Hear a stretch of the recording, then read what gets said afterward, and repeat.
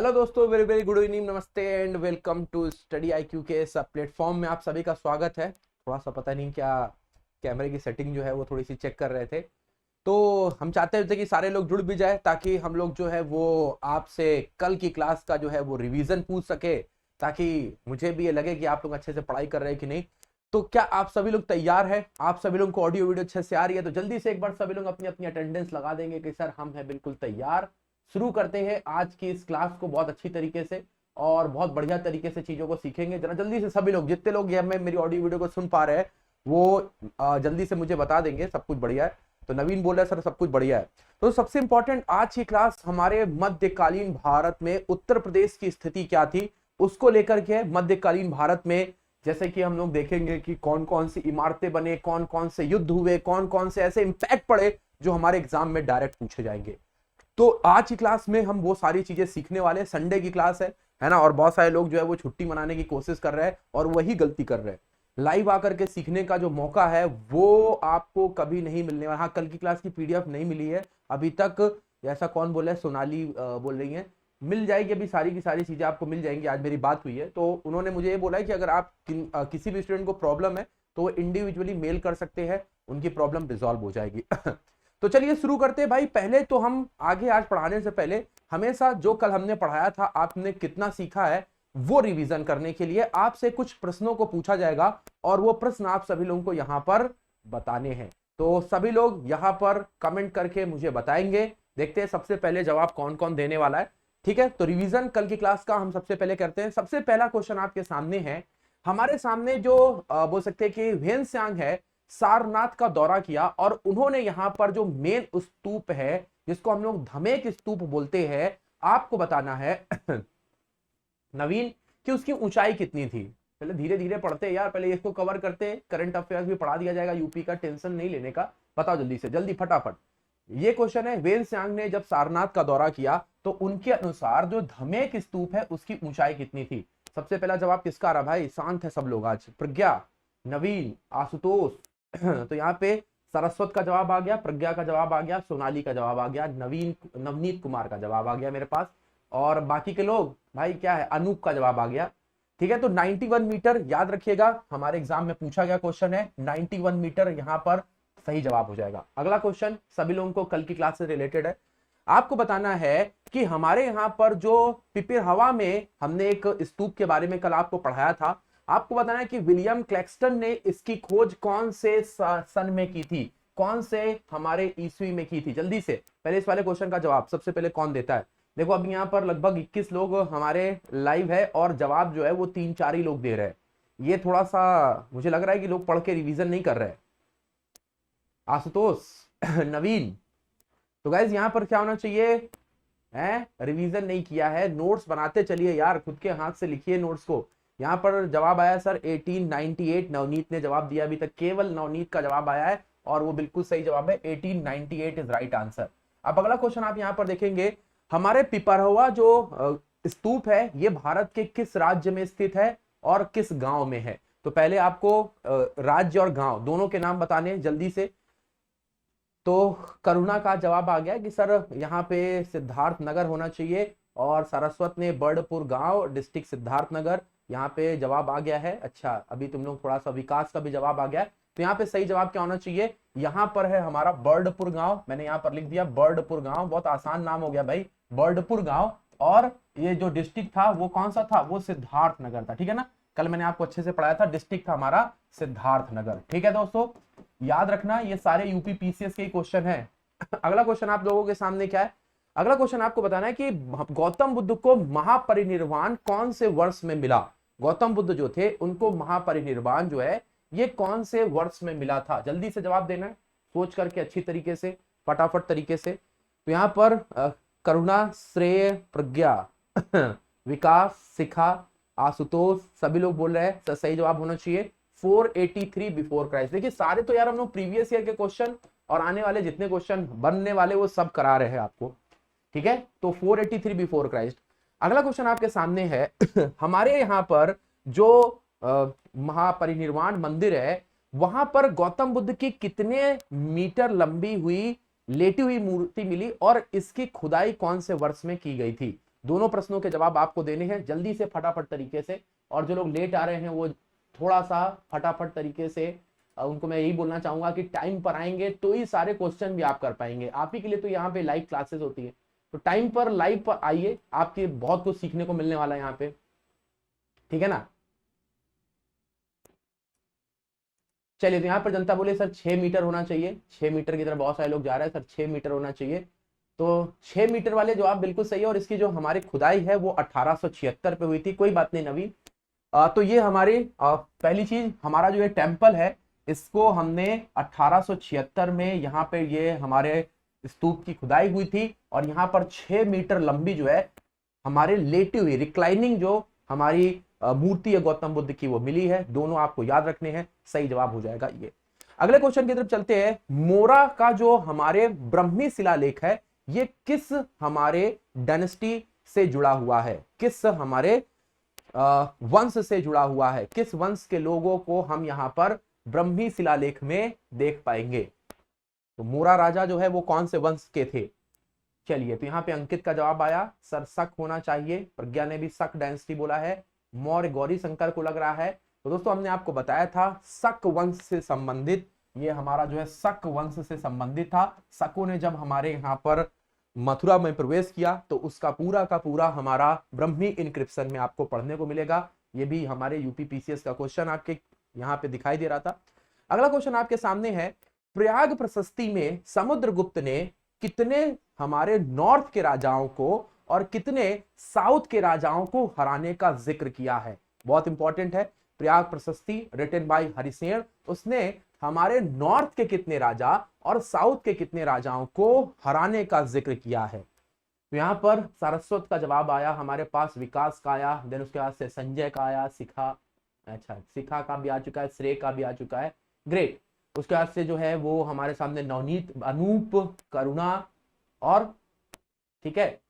तो यहाँ पे अगर देखेंगे तो इन्होंने नॉर्थ के 9 राजाओं को और साउथ के, सॉरी यहाँ पे नॉर्थ के 9 राजाओं को और साउथ के 12 राजाओं को हराया। वापस से आपके लिए पूछा गया क्वेश्चन और बहुत इंपॉर्टेंट क्वेश्चन। अगला क्वेश्चन आपको, भिटारी का इंक्रिप्शन कहां पर है और इनमें किन 2 राजाओं के युद्ध के बारे में बताया गया है ना। भिटारी का जो इंक्रिप्शन है ये कहां पर है और इनमें किन 2 राजाओं के युद्ध के बारे में बताया गया है। यार तुम लोग तो यार पूरा इंसियंट हिस्ट्री का तो एक भी क्वेश्चन गलत नहीं कर रहे हो, बाकी का तो टेस्ट तो मैं लेने ही वाला हूं, पूरा एक साथ टेस्ट दूंगा तब पता चलेगा। तो गाइज यहाँ पर सही जवाब हो जाएगा, देखते हैं जवाब आप ही लोगों से, मेरे को नहीं आता अनु। तो यहाँ पर नवनीत ने बताया मुझे गाजीपुर में, प्रज्ञा ने बताया सर गाजीपुर में, अनूप ने बताया गाजीपुर में, अंकित ने बताया सर गाजीपुर में, स्कंदगुप्त का यूपी। नवनीत देखो बहुत बढ़िया, ठीक है। तो गाजीपुर और पुष्पमित्र के साथ हमारे स्कंदगुप्त की लड़ाई का जिक्र है, गाजीपुर यहाँ पर सही जवाब हो जाएगा। तो गाजीपुर में किसका, ये हमारे स्कंदगुप्त के साथ ये पुष्पमित्र की लड़ाई का जिक्र है। समझ में आई बात? अरे भाई समझे कि नहीं समझे? ठीक है, अगला देख लेते। अगला क्वेश्चन हमारे सामने है, इनमें से कौन से हमारे राजा थे जिन्होंने 618 और 19 में हर्षवर्धन को हमारे नर्मदा नदी के किनारे हराने का काम किया था। सर का क्वेश्चन अनूप समझ में आया ना? शिखा, प्रज्ञा, अंकित, अनूप, विकास। तो यहां पर नवनीत ने जवाब दिया है, अंकित ने जवाब दिया है ना, संजय ने जवाब दिया है, करुणा ने जवाब दिया है। बाकी के लोग थोड़े से शांत दिखाई दे रहे हैं। करुणा बोले सर राजा भोज होना चाहिए। अच्छा, मिहिर राजा भोज, ऐसा क्यों तुमको लग रहा है? तो चालुक्य राजा जिन्होंने हर्षवर्धन को हराया था उनका नाम था पुलकेशिन सेकंड, अहियोल का इंक्रिप्शन। ठीक है, कोई बात नहीं। तो पुलकेशिन सेकंड सही जवाब हो जाएगा। अहियोल के इंक्रिप्शन में हम इनके बारे में पढ़ पाएंगे। अच्छा, कई लोग ऐसे ना जो ये सोच रहे हैं कि यार ये पहले रिवीजन वाले क्वेश्चन हम नहीं करेंगे, हम आगे बढ़ पाएंगे। भाई साहब यही क्वेश्चन से तो आपके एग्जाम में आने वाले हैं, आप देखोगे हु बहू जो है यही सारे क्वेश्चन आने वाले। तो ये थोड़ी सी गलती मत करिए, जो आप गलती कर रहे हैं है ना, वो आपको इसका परिणाम बहुत भयंकर भुगतने को मिलेगा। ये क्वेश्चंस को मत छोड़िए, एक रिवीजन के तौर पर जो आपको लेकर के आते हैं और आपको इसका बहुत फायदा मिलेगा। ठीक है ना, क्योंकि बहुत ये ऐसा सब्जेक्ट है जिसको आप बार बार रिवाइज नहीं करेंगे भूल जाएंगे। सही बोल रहा हूँ या गलत बोल रहा हूँ, है ना? तो दोस्तों ये थे हमारे कल के जो भी हमने पढ़ा था उससे रिलेटेड हमारी चीजें, लेकिन मैं थोड़ा सा असंतुष्ट हूँ। I am quite dissatisfied with your performance. मुझे लग रहा था कि सारे स्टूडेंट जो है वो जवाब देंगे, लेकिन यहाँ पे 10 से 15 स्टूडेंट ही जवाब दे रहे हैं। ऐसा क्यों है भाई? जितने लोग जवाब नहीं दे रहे वो मुझे जवाब दे पहले, अब वो जवाब दे, क्यों नहीं जवाब दे रहे हैं? सर ज्वाइंड लेट, अच्छा इफ्तार टाइम था, अब्दुल बोल रहा है, ठीक है भाई, इनको ज्वाइन लेट किया, लेकिन 6 बजे का टाइम है, थोड़ा सा इसको थोड़ा ध्यान में रखेंगे तो आपको और अच्छा रिवीजन हो जाएगा। ठीक है अब्दुल, आज बाकी के लोग जरा मुझे जल्दी से बताएं क्यों वो जवाब नहीं दे रहे थे, फिर हम आगे चलेंगे तभी। चलिए दोस्तों, बाकी के लोग जब तक अभी जवाब दे रहे हैं, अरे शर्माओ नहीं, बता दो कि क्या क्या रीजन रहा है। नवीन, बहुत सारे नंबर्स के आने की और तुम्हारे मेंस के एग्जाम में भी आने की संभावना है, यहाँ से बहुत सारे क्वेश्चन मिलने वाले हैं और ये गेम चेंजर क्वेश्चन है। याद रखना, जो ये क्वेश्चन बनाएगा वो दूसरों से आगे रहेगा। वैकेंसीज कम है, एक्यूरेसी और हमारे ज्यादा अटेम्प्ट के ऊपर आपको ध्यान देना है, याद रखिएगा। ठीक है, गौरी शंकर बोले सर रिवीजन नहीं कर पाए, चलो बहुत बढ़िया, मुझे ऐसे लोग अच्छे लगते हैं जो चीजों को अच्छे ढंग से एक्सेप्ट करते हैं और आगे अच्छा करने के लिए। सर मुझे कुछ बोलना है, नवनीत कुमार सिंह कुछ बोलना चाहते हैं यार, शुरू शुरू में ही बोलना चाहते हो नवनीत? नवनीत, नवीन सिंह बोलना चाहते हैं या नवनीत कुमार बोलना चाहते हैं? नवनीत कुमार सिंह बोलना चाहते हैं, चलो बोलो नवनीत, जब तक बाकी के लोग हमारे साथ। ठीक है बोलो, तुम्हारा माइक मैंने ऑन कर दिया है। चलिए बोलो भाई। यूपी करंट अफेयर से भी आएंगे। आवाज नहीं आ रही भाई तुम्हारी।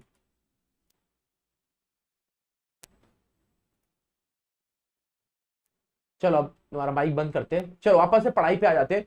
तो दोस्तों अब हमारे यहाँ पर मध्यकालीन भारत की बात करेंगे, और मध्यकालीन भारत में हमारे यहाँ पर क्या हुआ था, कौन कौन से ऐसे हमारे कौन कौन से ऐसे इंपैक्ट थे जो हमारे एग्जाम पॉइंट ऑफ व्यू से इंपॉर्टेंट है। अगर मैं तुमसे यहाँ पर पूछूं, हमारे पिछले साल एग्जाम में जो पूछा गया क्वेश्चन है, हमारे यहाँ पर जो फैजाबाद की ट्रिटी, बनारस की ट्रिटी, हमारे इलाहाबाद की ट्रिटी और हमारे बेसिन की ट्रिटी, इनको क्रोनोलॉजिकल ऑर्डर में लगाना था। क्रोनोलॉजिकल ऑर्डर का मतलब है कि इनको इनके कालाक्रमण अनुसार लगाना था, कौन से पहला हुआ था।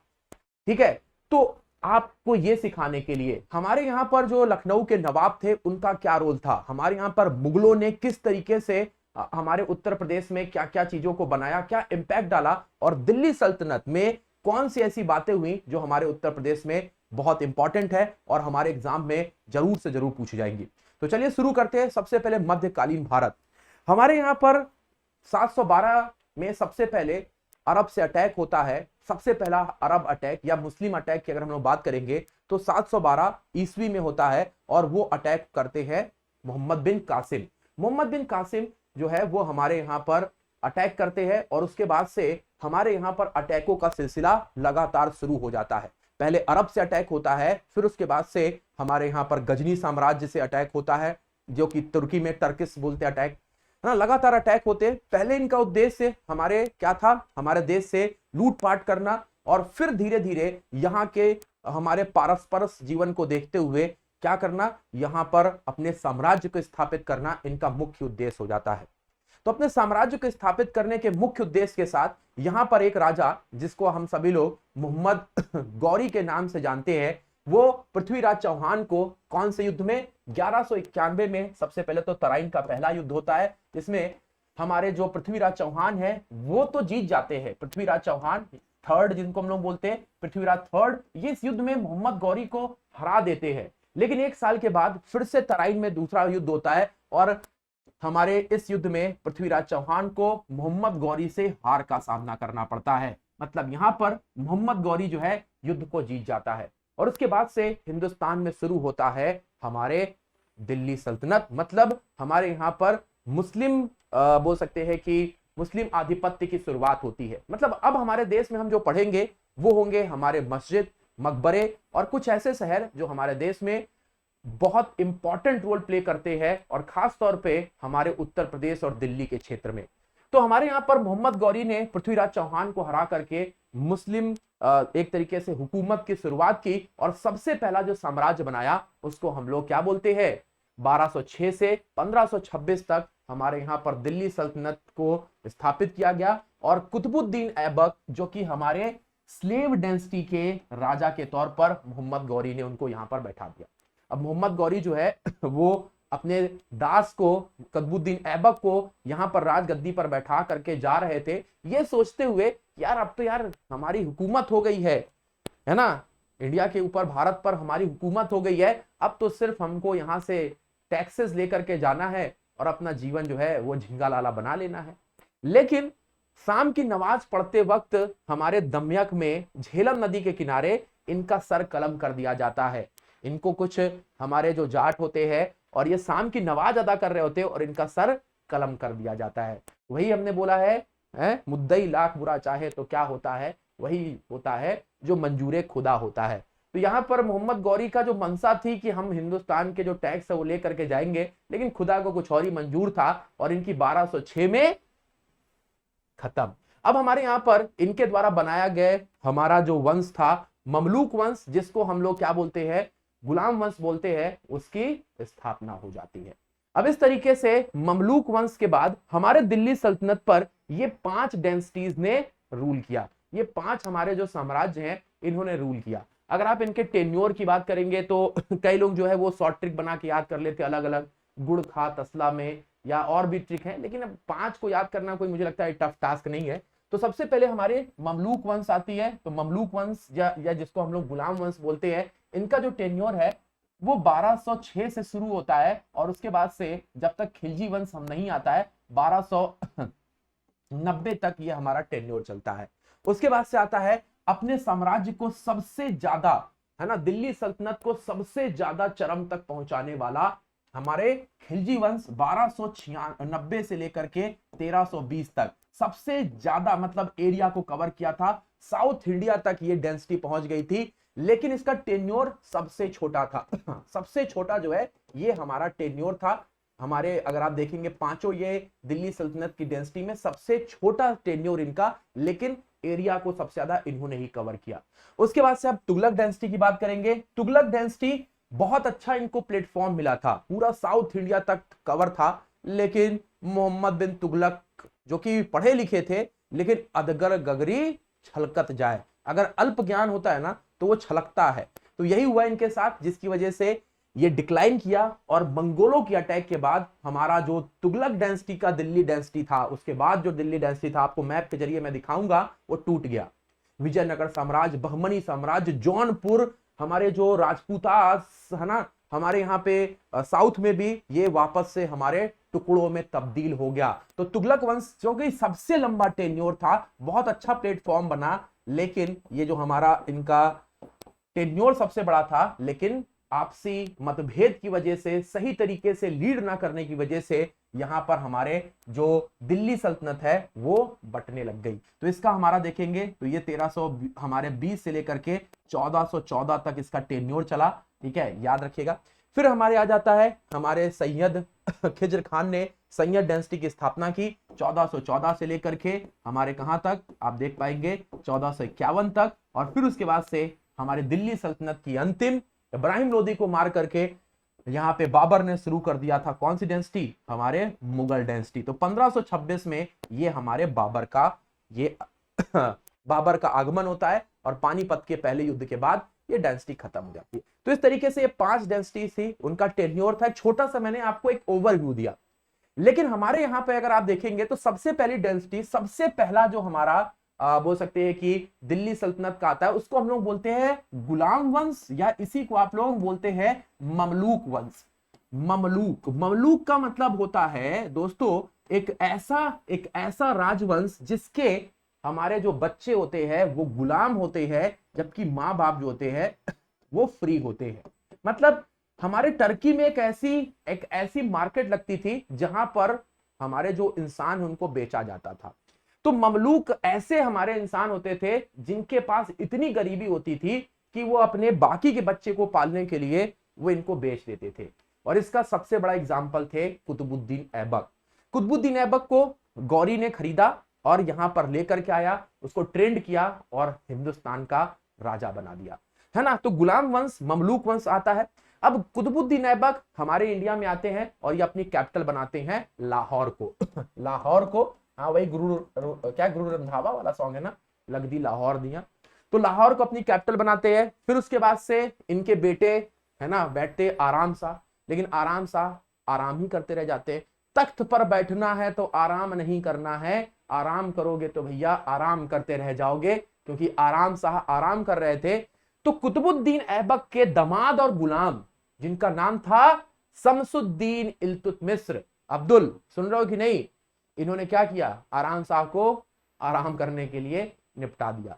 ठीक है, तो कुतुबुद्दीन ऐबक लाहौर अपनी कैपिटल बनाए, वहीं पे इनका मकबरा भी है। आराम शाह आप देखेंगे सिर्फ 1 साल का टेन्योर था, इल्तुतमिश राजगद्दी पर बैठते हैं और सुल्तान की उपाधि लेने वाले ये पहले हमारे राजा बनते। सुल्तान की उपाधि लेने वाले पहले राजा इंडिया के कौन थे, इल्तुतमिश। इल्तुतमिश ने कई सारी चीजें की। हाँ, सबसे पहले तो ये दिल्ली के वास्तविक फाउंडर के तौर पे जाने जाते हैं। दिल्ली के वास्तविक फाउंडर के तौर पर यही जानने आते हैं, क्योंकि इसके पहले कैपिटल कहां थी, लाहौर में थी।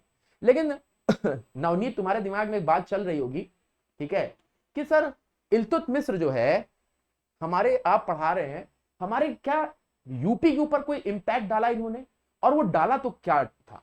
तो हमारे यहां पर उत्तर प्रदेश की हम बात करते हैं, हमारे यहां पर जब इल्तुतमिश राजा बने तो उन्होंने 4 साल तक दिल्ली को कैपिटल बनाने से पहले अपनी कैपिटल किसको बनाई थी, जरा जोर से बोलेंगे। आपको स्क्रीन पर दिखाई दे रहा है एक नाम, और याद हो जाएगा अगर आप कमेंट करेंगे ना। तो अब्दुल कलाम जी एक बात बोलते थे कि अगर हमारे पेन के नीचे से या हमने जो चीज कमेंट कर दी वो हमको जिंदगी भर याद रहती है। जल्दी से सभी लोग कमेंट करेंगे, सुल्तान बनने के शुरू के 4 साल तक नवीन, विकास, अंकित, प्रज्ञा, शिखा, हमारी जो कैपिटल थी वो थी बदायूं। तो आपसे एक प्रश्न पूछेगा 1210 से 1214 ईस्वी तक हमारे इल्तुतमिश जो है वो अपनी कैपिटल किसको बनाए, बदायूं को, और फिर उन्होंने अपनी कैपिटल जो है वो दिल्ली में शिफ्ट कर दी। सोनिका बात समझ में आई कि नहीं, है ना। अब उसके बाद से क्या होता है, इन्होंने बदायूं में क्या किया, यहां पर इस 4 साल के टेन्योर में इन्होंने एक मस्जिद को बनाया जिसका नाम था हमारे मस्जिद शमसी। तो शमसी मस्जिद बदायूं में है। सबसे पहले तो चीज आपको ये रट्टा मारनी है यहीं पर। यार मेरा ये क्लास जो है ना, कह बोलते सर हम हिस्ट्री पढ़े, पॉलिटी पढ़े, करंट अफेयर्स पढ़े, हम बोले मेरी क्लास में मैं तुमको इतना याद करा दूंगा कि तुमको सब कुछ इसी क्लास से, सिर्फ मेरे साथ 1.5-2 घंटे स्पेंड करो, इसी क्लास में सब कुछ याद करा दूंगा, कहीं याद करने की जरूरत ही नहीं पड़ेगी। तो हमारी जो मस्जिद शमसी है ये देखिए कुछ इस तरीके से दिखाई देती है, ये हमारी बदायूं की मस्जिद शमसी है। ये आपसे पूछेगा मस्जिद शमसी कहां पर है, कर लोगे, बदायूं में। किसने बनवाई है, ठीक है, ये हमारे बनवाई है बिल्कुल इल्तुतमिश ने। हाँ, बदायूं का ही गवर्नर था क्योंकि कुतुबुद्दीन ऐबक के टेन्योर में। अब उसके बाद से अगर हम यहाँ पे बात करते हैं तो इल्तुतमिश के बाद हमारे रुकनुद्दीन फिरोज, रजिया सुल्ताना, है ना, महरोज बहराम, अलाउद्दीन मसूद, नसरुद्दीन मोहम्मद, घियासुद्दीन बलबन, मियाउद्दीन मोहम्मद, कैकुआबाद, अंतिम राजा हमारे इसके थे कैकुआबाद। इस तरीके से डेंसिटी चलती है। लेकिन उत्तर प्रदेश में हमें गुलाम वंश में सिर्फ याद करना है मस्जिद शमसी, और ये 4 साल जब इसको हमारी बनाई गई राजधानी। अब उसके बाद से आती है खिलजी। जैसे कि मैंने आपको बताया कि जलालुद्दीन खिलजी 1290 में जो है वो बलबन के बेटे कैकुआबाद की मृत्यु के बाद खिलजी वंश की स्थापना करते हैं। ठीक है, जलालुद्दीन खिलजी। लेकिन भाई साहब जलालुद्दीन खिलजी का जो दामाद और भतीजा जो था अलाउद्दीन खिलजी, लोमड़ी की तरह चालाक, भाई साहब जलालुद्दीन खिलजी ने कहा कि हमारे पास जो है नॉर्थ का एरिया तो हमने बहुत कुछ कवर कर रखा है। ये देखिए, ये हमारा जो है गुलाम वंश का क्या है, ये गुलाम वंश का हमारा कब्जा था। गुलाम वंश में कुछ ऐसे आप मैप दिखाई देता था। इसने बोला यार जलालुद्दीन, हमको यार अपना साउथ को भी तो कवर करना चाहिए भाई, साउथ इंडिया को भी तो कवर करना चाहिए। सिर्फ नॉर्थ में ही हम लोग खेल रहे हैं, ज्यादा तुम राजपूतों को कवर कर लोगे, हमको यार इधर भी तो जाना चाहिए। तो हमारे जो अलाउद्दीन खिलजी है इसने बोला चाचा जी देखो हमको मौका दो, हम भाई साहब जो है वो आपको लेके जाएंगे। तो लोमड़ी की तरह चालाक था, चाचा जी को बोला, तुम लोगों ने पद्मावत मूवी तो देखी होगी, चाचा जी को बोला कि चाचा जी हम जाएंगे। गया दौलताबाद में, उस समय उसको देवगिरी बोलते थे, वहां पे अटैक किया। वहां के राजा को हराने के बाद वहां की जो लड़कियां थी, उसकी जो लड़कियां थी उनको अपना बंदी बना लिया, अपना दासी बना लिया। बोला कि भाई साहब एक जगह का गवर्नर बनने में इतना आनंद, अगर मुझे पूरे इंडिया दिल्ली का तख्त मिल गया तब तो मजा ही आ जाएगा भाई साहब। तो भाई साहब ने क्या किया, 1296 में अलाउद्दीन खिलजी ने क्या किया, 1296 में अपने चचा जलालुद्दीन खिलजी को लेके गया। अब तो भैया ये हमारे दिल्ली के राजा थे, इनको मारना तो यार कोई नॉट फॉर चाइल्ड प्ले, बच्चों का खेल तो था नहीं, है ना। इनको क्या किया, इनको लेके गया, ये चाचा जी हमने तो जो है वो साउथ इंडिया का दरवाजा खोल दिया है। ये देखिए अभी इनके पास ये अपनी टोपी है ना। चाचा जी से बतिया रहा था, ये अलाल थे, ये जलाल थे। चाचा जी बड़े खुश, कहते चलिए आइए हम आपको जो है वो नौका विहार करते हुए सारी चीजें बताते क्या क्या हुआ था। Sir Iltutmish was the sultan of Mamluk dynasty. यहाँ पे सोनिका ने बहुत अच्छा क्वेश्चन पूछा है, इसके ऊपर आएंगे, लेकिन पहले हम इसको डिस्कस करते हैं। तो ये जो कहते हैं नौका विहार करते, तो इलाहाबाद के पास एक जगह पड़ती है कड़ा। इलाहाबाद मतलब प्रयागराज के पास ये जगह पड़ती है हमारी कड़ा, है ना। अब ये क्या किए, ये नौका में यहाँ पर दोनों ये चाचा भतीजे दोनों इसमें बैठ गए, है ना। सेना सब यहाँ खड़ी है, जैसे नौका यहाँ पे बीच में पहुंची, है ना, इन्होंने अपना खंजर निकाला, खंजर इनके सीने में उतारा चचा जान के, और फिर उसके बाद से ये जो हमारा इनका जो तख्त था वो इनके सर से उतर के अलाल के में आ गया। मतलब अपने चाचा को प्रयाग कड़ा में मार करके जो हमारे अलाउद्दीन खिलजी थे वो 1296 में राजगद्दी को हथिया लिए। अब उसके बाद से इन्होंने एक 1000 दिनारी नाम का इनका एक क्या था, 1000 दिनारी नाम का जो है इन्होंने एक दास को खरीदा, और इसकी मदद से इसने पूरा का पूरा साउथ इंडिया कॉन्कर कर दिया। साउथ इंडिया कॉन्कर कर दिया। आप अपने हिस्ट्री की क्लास में पढ़ेंगे, इसने पेंशन सिस्टम शुरू की, इसने आर्मी सिस्टम शुरू की, इसने आर्मी में जो है वो वेतन देना शुरू किया, मार्केट चलाना शुरू किया, और पूरे साउथ इंडिया को इसने इस तरीके से आप देखेंगे तो कवर कर लिया, इस तरीके से कवर कर लिया, है ना। और पूरा का पूरा इंडिया लाल लाल हो गया अलाउद्दीन खिलजी की नीतियों से, है ना। मलिक काफूर की मदद से इसने जो है पूरे के पूरे साउथ इंडिया को कब्जा कर लिया। अब आती है बारी, हम तो क्योंकि ज्यादा डिटेल में नहीं बता रहे आपको, थोड़ा सा ओवरव्यू दे रहे केवल इंडियन हिस्ट्री का।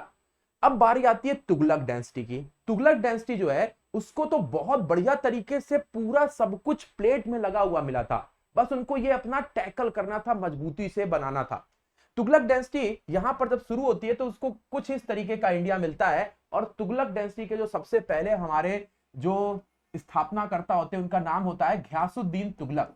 घियासुद्दीन तुगलक जिसको गाजी मलक भी बोलते हैं, उन्होंने तुगलक डायनेस्टी की स्थापना की, और उसके बाद से उनके बेटे ने ही घियासुद्दीन तुगलक को मार करके तुगलक वंश पे अपना कब्जा जमा लिया, जिसका नाम था मोहम्मद बिन तुगलक। मोहम्मद बिन तुगलक जो है ये दूसरे राजा बन जाते हैं, लेकिन इनकी कुछ नीतियों की वजह से हमारी तुगलक डायनेस्टी कमजोर हो जाती है। जैसे कि कौन कौन सी नीतियां, जैसे कि आपको पता है कि इन्होंने ट्रांसफर कर दी कैपिटल, फिर वापस से ट्रांसफर कर दिए, टोकन करेंसी चला दिए, ऐसे कुछ इनके हमारे बोल सकते हैं कि डिसीजन थे, जिसकी वजह से तुगलक डायनेस्टी कमजोर हुई। फिरोज शाह तुगलक उसको वापस से पटरी पे लाने की कोशिश कर रहे थे, लेकिन वो उतने, है ना, वो उतने जब तक पहुंच पाते उनका टेन्योर भी खत्म हुआ, और उसके बाद से हमारी तुगलक डायनेस्टी पर अटैक हो गया। किसका? हमारे तुगलक डायनेस्टी पर अटैक हो गया मंगोलों का। मंगोलों ने अटैक किया 1398 में, और 1398 के बाद हमारी जो दिल्ली सल्तनत है वो कमजोर हो गई, कमजोर हो गई। ये देखिए दिल्ली सल्तनत इतनी कमजोर हो गई हमारे तैमूर के अटैक और तुगलक वंश के बाद, कि ये हमारी जो कुछ इस तरीके से फैली हुई थी वो हमारी सिर्फ इतने में सिमट गई। हमारे यहां पर देखेंगे राजपूत, विजयनगर साम्राज्य, हमारा जो बहमनी साम्राज्य है, हमारा जो हमारा जो जौनपुर है, हमारा जो बंगाल है, हमारा जो उड़ीसा है, हमारा जो मालवा है, सब इनके हाथ से धीरे धीरे निकलता जा रहा था। सिर्फ हाथ में थी दिल्ली और उसके आसपास का क्षेत्र, सिर्फ हाथ में थी दिल्ली और उसके आसपास का क्षेत्र, और हमारे यूपी का भी जौनपुर जो है वो इनके हाथ से कैसे निकला, आइए मैं ये आपको मुख्यतः समझाता हूं। वो तो आपको हिस्ट्री वाले सर भी पढ़ा देंगे, लेकिन ये मैं आपको समझाता हूं कि मध्यकालीन इतिहास में जौनपुर प्रांत एक बहुत इंपॉर्टेंट हमारा जो प्रांत बना, उसका उदय कैसे हुआ। तो तुगलक वंश में आप देख सकते हैं हमारे फिरोज शाह तुगलक के बाद डिक्लाइन होने लगता है। फिरोज शाह तुगलक जो है उसके बाद आप देखेंगे हमारा ये डिक्लाइन होने लगता है, और धीरे धीरे देखेंगे सिर्फ एक साल फिर एक साल, है ना, हमारे तुगलक खान, अबू बकर, नसीरुद्दीन मोहम्मद शाह थर्ड, अलाउद्दीन, सिकंदर शाह, नसीरुद्दीन नुसरत शाह, नसीरुद्दीन मोहम्मद शाह तुगलक, ये सब देखिए इनके टेन्योर बहुत छोटे छोटे थे। हमारे क्या थे ये, किसके बाद से, ये हमारे तैमूर के अटैक के बाद से ये बहुत तेजी से हमारे बोल सकते हैं कि फिरोज शाह तुगलक की मृत्यु के बाद से तुगलक डायनेस्टी बहुत तेजी से हमारी नीचे आई। ठीक है, अब हमारे जौनपुर की स्थापना किसने की थी, तो जौनपुर की स्थापना हमारे फिरोज शाह तुगलक ने अपने चचेरे भाई जौना खान के नाम पर। जौना खान कौन थे, मोहम्मद बिन तुगलक का ही नाम जौना खान था, प्रिंस जौना के नाम से जानते थे। तो हमारे जो है जौना खान के नाम पर इसकी स्थापना 1359 कब हुई थी, 1359 में। नाम याद रख लेना, है ना, पूछा गया प्रश्न है जौनपुर की स्थापना किसने की थी, फिरोज शाह तुगलक ने जौना खान के नाम पर, और कब की थी, 1359। मल्टीपल चॉइसेस, मैचिंग, कुछ भी पूछे याद रखना। ठीक है, अब उसके बाद से हमारी स्थापना हो गई, और स्थापना के बाद अब यहां पर किस तरीके से ये प्रांत के तौर पे उभरा ये मैं आपको बताने जा रहा हूं। तो यहां पे अगर आप देखेंगे तो हमारा जो अंतिम राजा था, क्योंकि यहां पर आप देखेंगे सक्सेसर्स को लेकर के बहुत ज्यादा क्या हो रही थी, उतार चढ़ाव हो रहा था, एक एक साल में आ रहे थे। तो यहाँ के जो हमारे अंतिम राजा थे नसरुद्दीन मोहम्मद शाह को इन मलिक सरवर ने जो है हमारे राजा दिल्ली सल्तनत की गद्दी को हथियाने के लिए क्या किया, यहां पर उनको मदद की। मलिक सरवर ने क्या किया, दिल्ली की राजगद्दी हथियाने के लिए इन्होंने मदद की। अब दिल्ली की जब राजगद्दी पर नसरुद्दीन मोहम्मद शाह राजगद्दी पर बैठ गए तो उन्होंने मलिक सरवर से पूछा कि भैया तुमको क्या चाहिए, तो उन्होंने बोला कि हमको एक कोई जो है अपना साम्राज्य का छोटा सा हिस्सा दे दीजिए, वहीं पे हम गवर्नर बन जाएंगे और आराम से अपनी जिंदगी गुजारेंगे। तो मलिक सरवर जो कि हमारा क्या था ट्रांसजेंडर था, है ना, मलिक सरवर क्या था, ट्रांसजेंडर था। उसने जब अपने नसरुद्दीन मोहम्मद शाह जो कि दिल्ली पे गद्दी पर बैठा था तो उन्होंने अपना उसको सबसे पहले वजीर बना लिया, है ना, वजीर आप लोग जानते ही होंगे, है ना, प्रधानमंत्री। और उसके बाद से जौनपुर का राज्यपाल भी बना दिया और उसको एक उपाधि दे दी जिसका नाम था मलिक उस सर्क। मलिक उस सर्क की उपाधि दे दी गई और यहां पर जौनपुर का वो गवर्नर बन गया। तो जौनपुर का हमारे सबसे पहला राजा मलिक सरवर था। इसको किस उपाधि से सम्मानित किया गया था, मलिक उस सर्क की उपाधि से सम्मानित किया गया था। इसको उपाधि किसने दी थी, तो तुगलक वंश के अंतिम राजा नसरुद्दीन मोहम्मद शाह ने यह उपाधि दी थी। थोड़ा बहुत दिमाग में गया कि नहीं गया, ये पॉइंट ज्यादा मेरी क्लास के लिए, यूपी जीके के लिए ये पॉइंट आपको ज्यादा याद रखना है। कब स्थापना हुई थी, याद रखिएगा, हमारे जौनपुर की 1359। उसके बाद से किसने की थी, ये तो आप सभी को पता होगा, इंडियन हिस्ट्री में पढ़ोगे, फिरोज शाह तुगलक ने जौना खान के नाम पर। सबसे पहला राजा कौन था, मलिक सरवर था, है ना। इसको किसकी उपाधि मिली थी, मलिक उस सर्क की। बात सही में आई।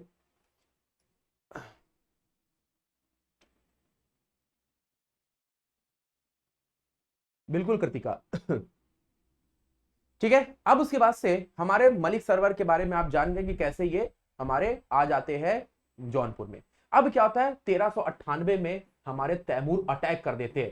तैमूर जैसे ही अटैक करते हैं दिल्ली सल्तनत पे हाहाकार मच जाती है, और इसका फायदा उठा करके जितने भी हमारे छोटे प्रांत दिल्ली सल्तनत के अंतर्गत थे वो सभी के सभी हमारे क्या हो जाते हैं, अपना अलग अलग राज्य बना लेते, अपना अलग अलग प्रांत बना लेते।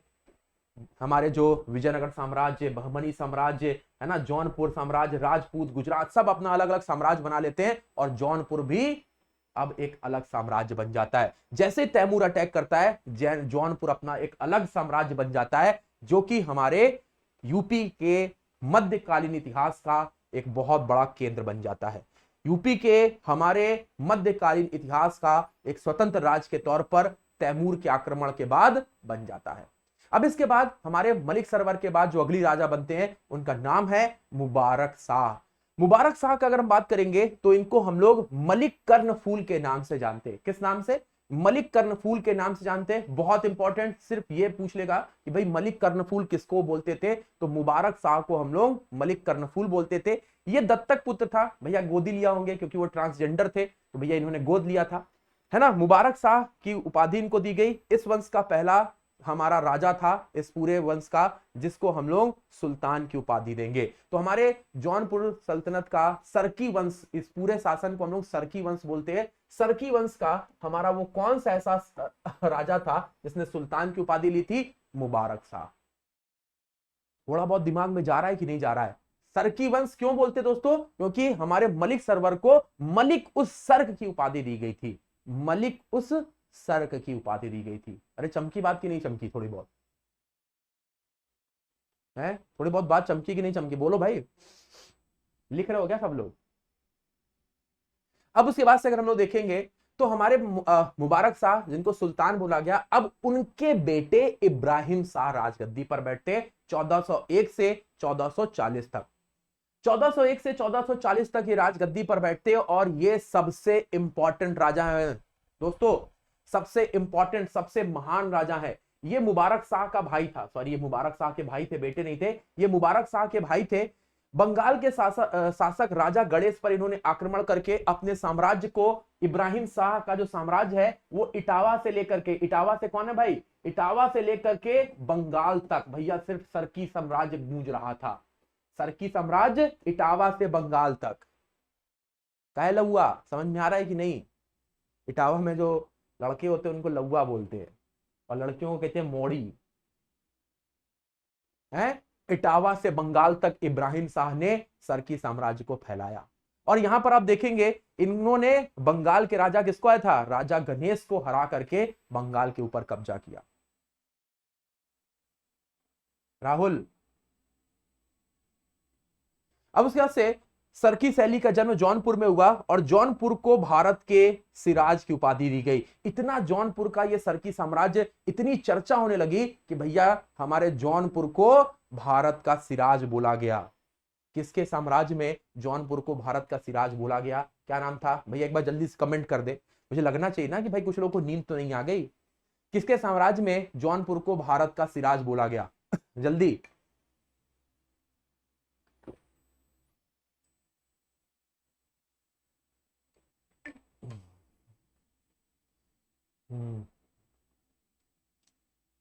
सरकी वंश के इब्राहिम शाह, ठीक है। चलिए आगे चलते। अब हमारे यहां पर इन्होंने अटला मस्जिद का निर्माण कराया और इनके दरबार में प्रसिद्ध कवि विद्यापति ठाकुर, विद्यापति ठाकुर जो है वो किसके दरबार में थे? याद रखिएगा, विद्यापति ठाकुर जो है वो इब्राहिम शाह के दरबार में थे। क्लियर? क्लियर है भाई? विद्यापति ठाकुर किसके दरबार में थे? इब्राहिम शाह के दरबार में आपको विद्यापति ठाकुर दिखाई देंगे। अटला मस्जिद के बारे में चलिए पढ़ लेते हैं, है ना, लिखना है ना तुम लोगों को। तो अटला मस्जिद सरकी वंश के हमारे साम्राज्य में बनाई गई जितनी भी मस्जिद हैं उसकी सबसे बड़ी खास बात, दरवाजा बहुत ऊंचा होता था, 100 मीटर तक का ऊंचा दरवाजा, और हमारे दरवाजे पर तोरण होता था। अरे यार देखो, मेरा ये नौकरी लेनी है कि नहीं लेनी है? लेनी ना। और 6-7 पेपर 6-7 में जो बढ़िया बना के आएगा वही गर्दा उड़ा पाएगा, 5-6 में। ऐसे वाले को हम अगर नंबर 1 बोलेंगे, समझ रहे हो कि नहीं? तो ये जो है हमारे 100 मीटर का दरवाजा होता था और ये तोरण बनाया जाता था। और ये अटला मस्जिद है जौनपुर में, जिसको इब्राहिम शाह सरकी ने बनवाया था। सनकी नहीं रे, सरकी, ये अटला मस्जिद है। चलिए आइए इसके बारे में देखते हैं। तो 1508 में इब्राहिम शाह सरकी ने अटला मस्जिद का निर्माण जौनपुर में कराया। जौनपुर के लिए, अन्य मस्जिदों के लिए ये हमारे एक आइडियल मास्क मानी जाती थी, है ना। इस मस्जिद पर कलात्मक दीवारें घेर करके सुंदर दीर्घाएं बनाई गई। इस हमारे जो मस्जिद की हमारा बोल सकते हैं कि गेटवे है ना, जिसको आप प्रवेश द्वार बोलते हैं, उसकी ऊंचाई 100 फीट से भी ज्यादा ऊंची है, 100 फीट से भी ज्यादा ऊंची इसकी हमारा है, ठीक है। अगर हम देखेंगे तो जौनपुर हमारे 15वीं शताब्दी, देखिए जब भी हम लोग शताब्दी की बात करते हैं तो पता ही होगा 15वीं शताब्दी का मतलब क्या होता है सोनिका। हम लोग बात करेंगे 1400 से लेकर के हमारे 1499 तक, ये हमारे 15वीं शताब्दी है। कुछ लोगों को ये नहीं पता होता है तो ये जान लेंगे, बाकी पता है तो बहुत अच्छा है। तो 15वीं शताब्दी में हमारा जो जौनपुर है ये हमारे कल्चरल एवं लिटरेसी एक्टिविटीज का केंद्र बन गया, ठीक है। इब्राहिम शाह के समय में जौनपुर इतना इंपॉर्टेंट बन गया कि इसको सिराजे हिंद की उपाधि से जाना जाने लगा। हमारे यहाँ पर जो मेन फीचर होता था सरकी वंश की मस्जिदों का, जैसे मैंने बताया कि एक बहुत ऊंचा हमारा मिहराब के साथ गेटवे, और उस पर हमें क्या देखेंगे, पाइलॉन, या इसको तोरण बोलते हैं। श्रेय समझ में आ रहा है कि नहीं समझ में आ रहा है?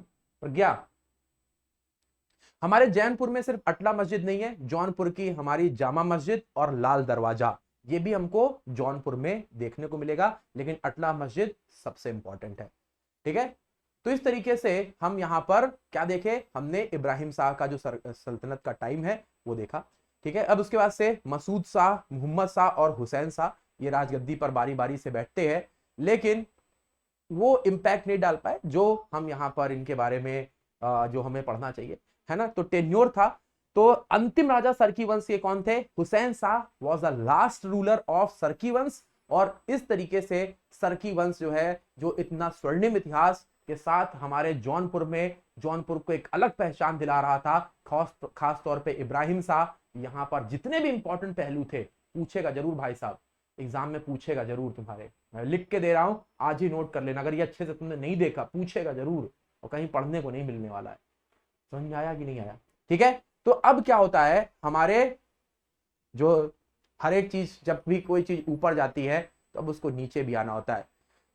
हमारे फाइनली हमारे सिकंदर लोदी अटैक करते हैं हमारे जौनपुर के ऊपर। हमारे जो कहां से, जो हमारे दिल्ली सल्तनत के लोदी वंश के राजा होते हैं, 1479 में अटैक करते हैं, 1489 में अटैक करते हैं और सरकी वंश खत्म हो जाता है। हुसैन शाह जो है वो अंतिम राजा होते हैं। Hussain Shah was a last ruler जिनको हार का सामना करना पड़ता है। और हमारे यहाँ पर जो है, बिल्कुल हमारे यहाँ पर जो है लोदी वंश जौनपुर पर अपना कब्जा कर लेती है।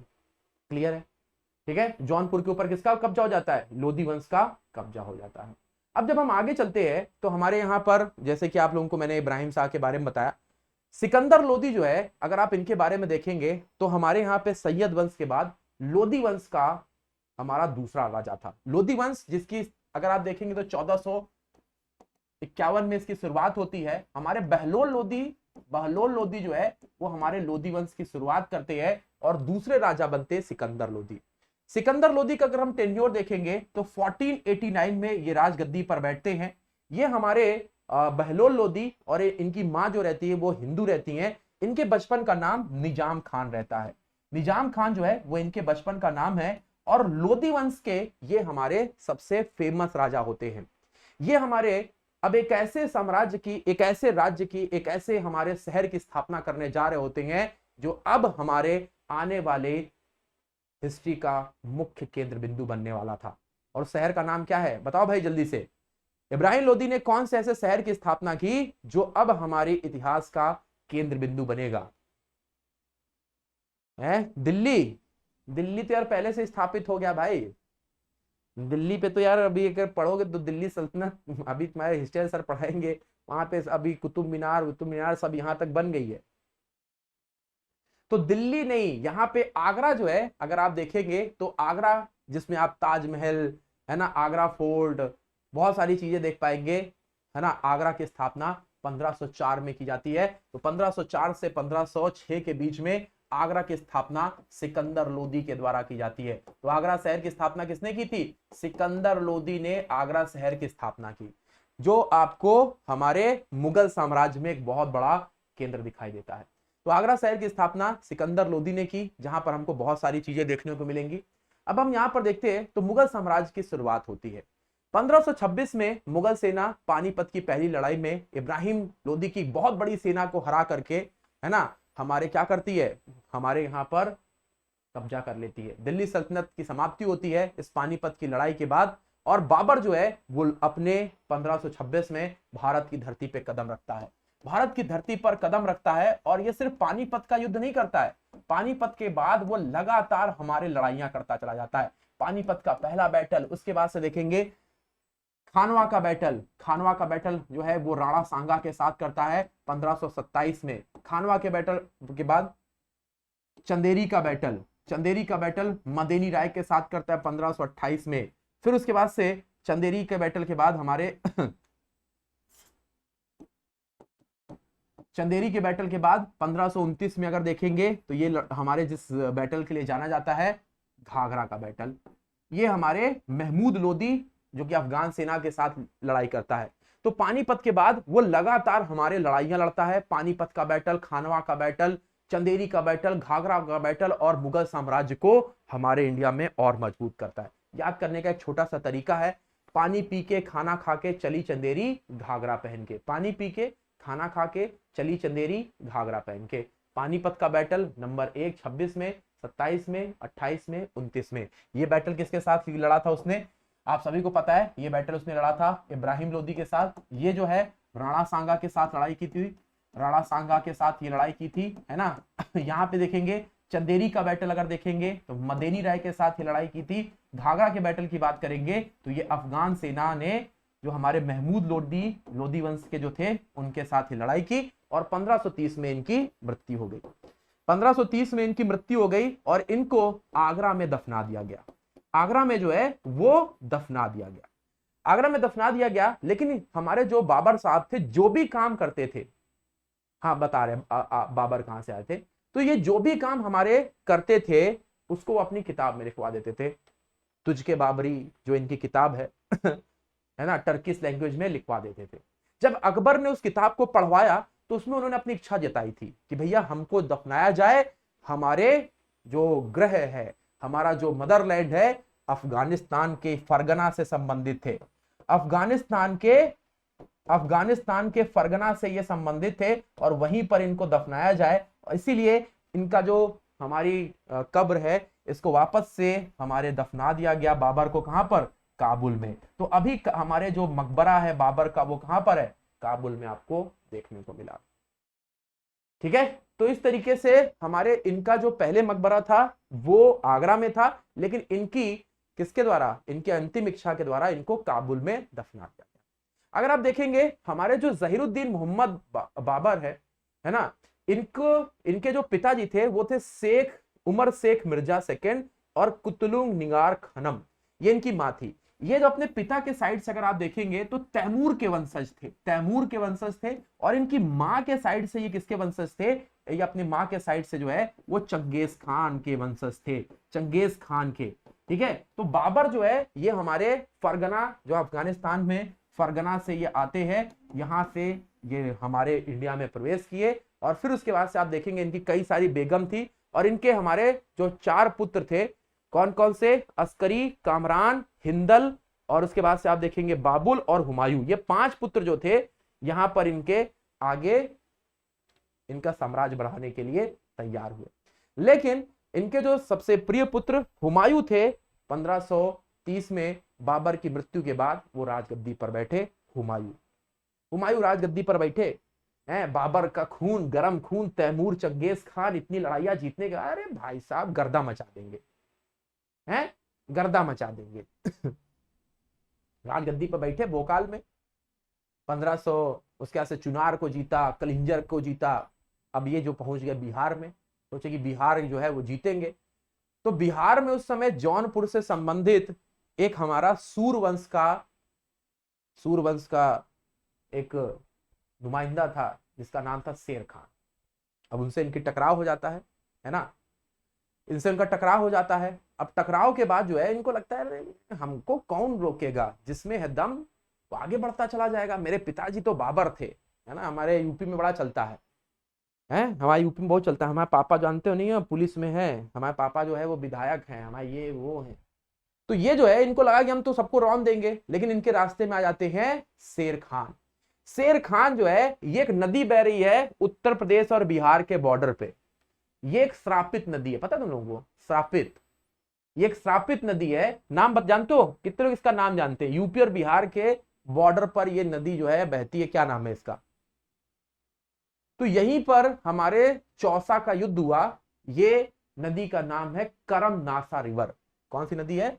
करम नासा रिवर जो है, यहां पर आप देखेंगे ये रिवर है, इसके किनारे ये भयंकर युद्ध हुआ। इस युद्ध में हमारे मुगलों की, हुमायूं की सेना को शेर खान की सेना ने,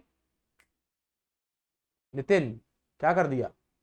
इस करम नासा नदी के किनारे बुरी तरह से हरा दिया। भाई साहब 2 दिन तक तो जो है, जैसे 2007 के वर्ल्ड कप में जब इंडिया को बांग्लादेश ने हरा दिया, सचिन तेंदुलकर, सौरभ गांगुली, सहवाग, ये वो बड़े बड़े नाम थे, है ना, युवराज सिंह, लोगों को विश्वास नहीं हुआ, हुमायूं को विश्वास ही नहीं हो रहा, भाई साहब हम हार गए। तो 26 जून 1539 में हमारे यूपी के एकदम बिहार के बॉर्डर पर ये चौसा से शेर खान की से युद्ध हुआ और हुमायूं को हार का सामना करना पड़ा। हुमायूं निजामों की मदद से ये करम नासा नदी पार करते हुए भाग निकला, वापस से दिल्ली में आया, आगरा दिल्ली में आया। बड़ा ही इसको मतलब एक बेचैनी सी हो उठी, अरे भाई साहब उसको विश्वास ही नहीं हो रहा हम हार गए, विश्वास ही नहीं हो रहा भाई को कि हम हार गए।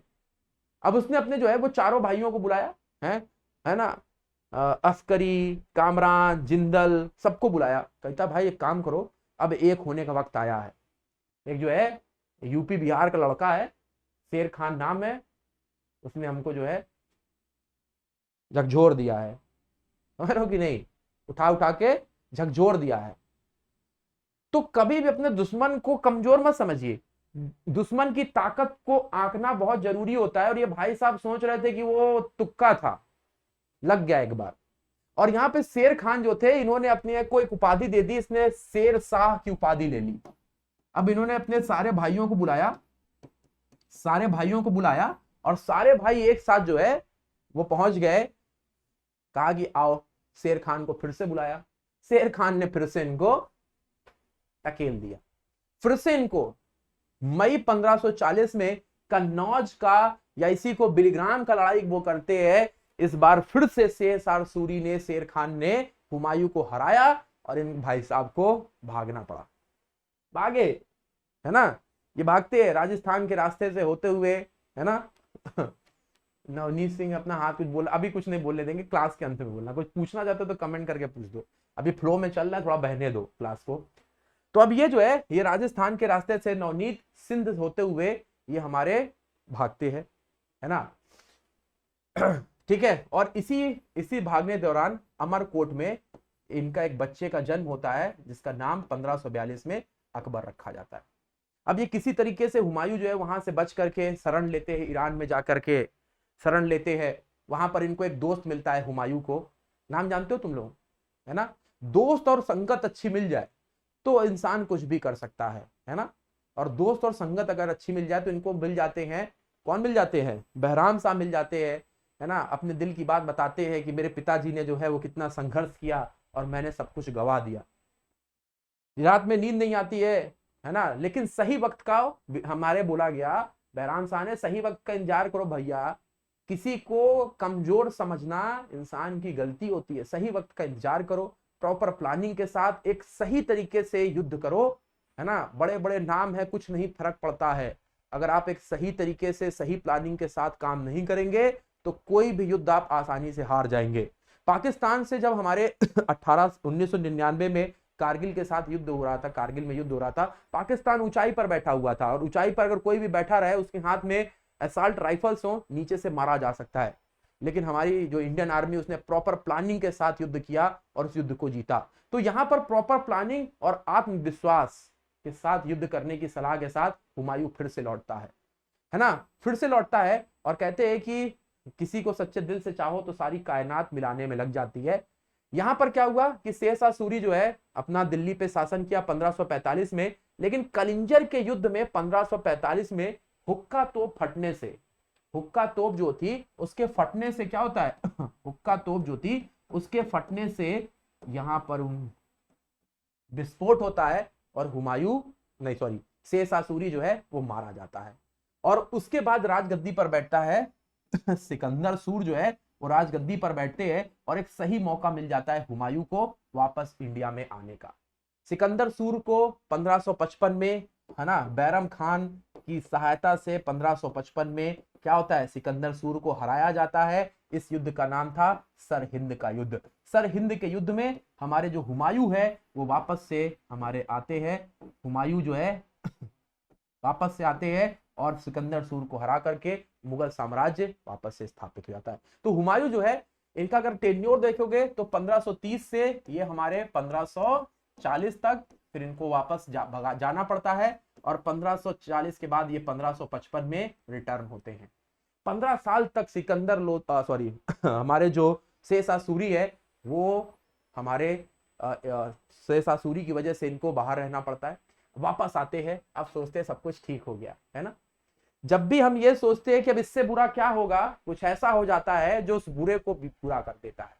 तो हमारे यहाँ पर जो हुमायूं है ये आते हैं और अपनी एक लाइब्रेरी बनवाते हैं। दिल्ली में एक पैलेस है, दीन पनाह पैलेस। दीन पनाह पैलेस जो है उसका निर्माण होता है, यहाँ पर शेरे मंडला लाइब्रेरी है। शेरे मंडला लाइब्रेरी में ये पढ़ रहे होते हैं, अचानक से पढ़ते हुए, है ना, किसी धुन में होते हैं, पैर स्लिप होता है, सर पर चोट लगती है, मृत्यु हो जाती है, और उसके बाद से राजगद्दी पर बैठते हैं जलालुद्दीन मोहम्मद अकबर। अकबर जो है वो राजगद्दी पर बैठते हुमायूं के बेटे होते हैं, इनकी माँ का नाम हमीदा बानो बेगम होता है ना, और ये राजगद्दी पर बैठते हैं। और अब ये हमारे यूपी के जीके में ये इम्पैक्ट डालने वाले हैं। तो अकबर राजगद्दी पर बैठे और बैठने के बाद इन्होंने जो है क्या करना शुरू किया, इन्होंने अपने दरबार में नौरत्न बनवाए, बहुत सारी चीजें की। नौरत्न बनवाए, आप सभी लोग नौरत्न जानते होंगे, बीरबल, तानसेन, है ना, राजा टोडरमल, है ना। उसके बाद अगर देखेंगे तो मुल्ला दो प्याजा नौरत्न थे इनके। उसके बाद से इनके लेखक जैसे कि फैजी हो गए, अब्दुल रहीम खान खाना हो गए, तो नौरत्न इनके दरबार में थे। उनमें से 2 अकबर के रत्न हमारे उत्तर प्रदेश के हैं। वो 2 रत्नों का नाम क्या है, एक है राजा टोडरमल जो सीतापुर से है, और दूसरे बीरबल, ये कालपी से हैं। तो अकबर के दरबार में जो 9 रत्न थे उसमें से कितने रत्न इंडिया के थे, या कितने लोग इंडिया सॉरी यूपी के थे, इंडिया के बोल रहा हूं, तो एक थे टोडरमल और दूसरे थे बीरबल। टोडरमल और बीरबल अकबर के 2 ऐसे रत्न थे जो उत्तर प्रदेश थे। याद रखिएगा कहां कहां से मैंने आपको बता दिया। बीरबल का असली नाम महेश दास था। बीरबल का असली नाम क्या था, महेश दास था। अब अकबर ने जो है वो हमारे एक शहर की स्थापना की, आगरा से जो 37 किलोमीटर की दूरी पर है, और उस शहर का नाम रखा फतेहपुर सीकरी। फतेहपुर सीकरी आगरा से 37 किलोमीटर दूर, जिसका निर्माण मुगल बादशाह अकबर ने कराया था। अब यहां पर बहुत ध्यान से देखिएगा मैं क्या क्या चीजें बता रहा हूं। तो हमारे यहाँ पर वर्ल्ड हेरिटेज साइट यहां पर आप देखेंगे जो मुगल सल्तनत के दौरान बनी, एक तो आप ये फतेहपुर सीकरी, आगरा फोर्ट और ये ताजमहल, जिसमें से ये दोनों का निर्माण जो है वो अकबर ने कराया। ये दोनों जो हैं वो हमारे उत्तर प्रदेश में 3 वर्ल्ड हेरिटेज साइट हैं। यूनेस्को ने जिसको अपनी हेरिटेज साइट दी है वो 3 है, बहुत ध्यान से देखिएगा, जिसमें से 2 का निर्माण जो है वो अकबर ने कराया है और एक शाहजहां ने कराया है। कालपी को इस समय कालपी बोलते हैं, कानपुर और उसके झांसी के बीच में कालपी है, यमुना नदी के किनारे है। नवीन, कालपी नहीं देखे हो? तो अकबर ने हमारे जो आगरा फोर्ट और फतेहपुर सीकरी इसका निर्माण कराया है। तो सबसे पहले हम लोग देखेंगे तो फतेहपुर सीकरी हमारे जो आगरा फोर्ट है इसको कब बन करके तैयार हुआ, 1571 में आगरा फोर्ट जो है ये बन करके तैयार हुआ। आगरा फोर्ट के बारे में अगर आप देखेंगे तो ये हमारे 1565 से 1573 के बीच में पूरी तरीके से जैसा अभी दिखाई देता है वैसा बन करके तैयार हुआ, ठीक है ना।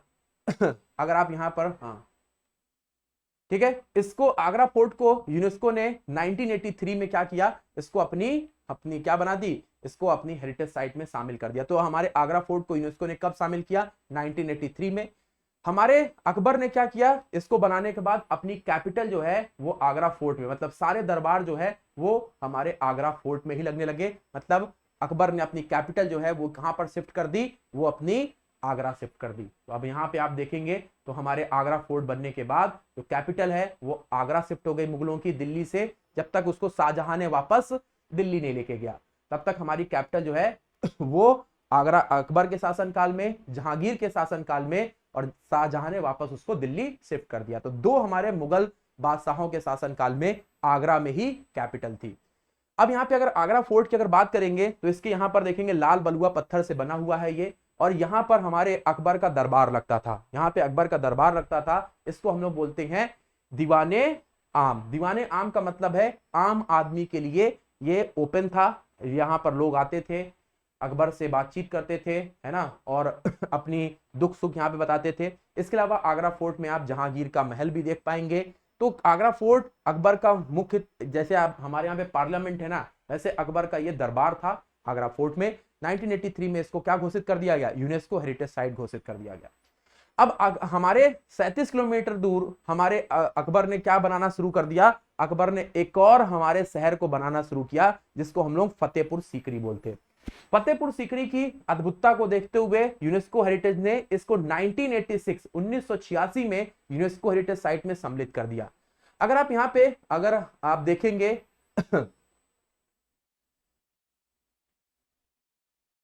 इस तरीके से, ये हमारे फतेहपुर सीकरी का ये ब्लूप्रिंट है, जिसमें आप सबसे पहले यहां पर देख पाएंगे ये बुलंद दरवाजा है। हमारे बुलंद दरवाजा जिसको गुजरात की विक्ट्री के बाद, गुजरात जीतने के बाद 1575 में ये बुलंद दरवाजा बनाया गया। यहां पर आप जो है वो सलीम चिश्ती की दरगाह देख पाएंगे। सलीम चिश्ती जो है वो हमारे किसके, अकबर के, हमारे क्या थे, अकबर के गुरु थे, है ना। सलीम चिश्ती की दरगाह है। इसके अलावा यहाँ पर हमारे कॉमन मस्जिद भी है ना, जिसको आप यहाँ पर जामा मस्जिद बोलते हैं। ये फतेहपुर सीकरी की जामा मस्जिद यहाँ पर आप देख पाएंगे। यहाँ पर हमारे ये 5वें नंबर पे ये बुलंद शाही दरवाजा है, ये बुलंद दरवाजा है, ये बुलंद शाही दरवाजा है। ठीक है, तो इस तरीके से ये फतेहपुर सीकरी है। अब यहाँ पे कौन कौन सी चीजें हैं जरा मैं आपको अच्छी तरीके से बताता हूँ। तो अगर हम यहाँ पर बात करेंगे तो हमारे यहाँ पर फतेहपुर सीकरी, जैसा कि मैंने आपको बताया, हाँ यहाँ से देखेंगे, फतेहपुर सीकरी उत्तर भारत के आगरा से 37 किलोमीटर दूर है। ये पूरी तरीके से वेल डिजाइन करके बनाया गया है। यहाँ पर हमारे महलों के साथ साथ मस्जिद, दरबार, सेना, राजा के सेवक, पूरे एक शहर की तरीके अकबर ने बनाया हुआ है। यहाँ पर अगर आप देखेंगे तो ये हमारे दीवाने खास है। वहां पे हमारे दीवाने आम था, ये दीवाने खास है। तो दीवाने खास का मतलब क्या है? दीवाने आम जहां पर कॉमन पब्लिक आएगी, हमारे तुम्हारे जैसे लोग, लेकिन दीवाने खास का मतलब है जहां पे खास लोग जाएंगे, प्राइवेट लोग। समझ रहे हो कि नहीं? तो दीवाने खास ये फतेहपुर सीकरी में है, और दीवाने आम कहां पर था? वो हमको दिखाई दे रहा था बिल्कुल कहां पे? आगरा फोर्ट में। ठीक है, इसके अलावा अगर यहां पर आप देखेंगे तो हमारे ये पंचमहल है। देखिए 1 2 3 4 और 5 ये हिस्टोरी का पंचमहल है, जिसको हम रानी का महल भी बोलते हैं। तो पंचमहल ये रानी के महल के नाम से भी जाना जाता है। आपसे पूछेगा ये कहां पर है, तो पंचमहल जो है ये भी हमको देखने को मिलेगा हमारे फतेहपुर सीकरी में। ये सलीम चिश्ती की दरगाह है, जिसको आप मैं पहले बता चुका हूं, और ये दीवाने हमारे खास है। तो ये 3 चीजें बहुत इंपॉर्टेंट है। बुलंद दरवाजा तो मैंने आपको दिखाई दिया, बुलंद दरवाजा इंपॉर्टेंट है, 1575 में कंप्लीट हुआ है वो। पंचमहल, दीवाने खास और ये सलीम चिश्ती की दरगाह, ये 3 चीजें फतेहपुर सीकरी की बहुत इंपॉर्टेंट है। पूछेगा आपसे, या आपको याद रखना है क्या क्या होना चाहिए। बाकी का एक बार मैं इसको पढ़ देता हूं। वैसे आपको जो फिगर में दिखा दिया वो आपको ज्यादा याद रखना है। पंचमहल, दीवाने खास और हमारे सलीम चिश्ती की दरगाह, ये तीनों याद रखना है। 1585 तक मुगलों ने अपनी जो राजधानी है वो आगरा ट्रांसफर कर दी थी, है ना। आगरा में इन्होंने अपनी राजधानी बना ली थी, और वो तब तक थी जब तक आप देखेंगे हमारे शाहजहां ने उसको वापस दिल्ली ने ट्रांसफर किया था।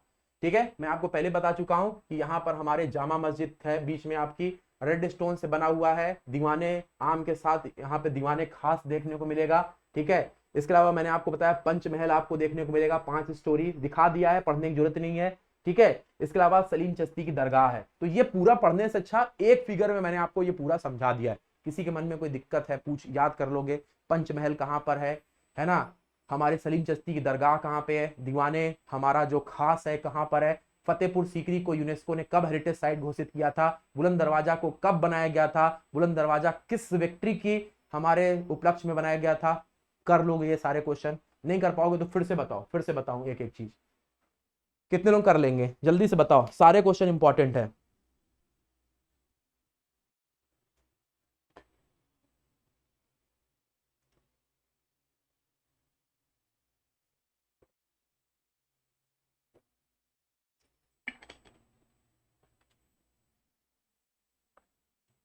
अच्छा, बुलंद दरवाजा बता दे।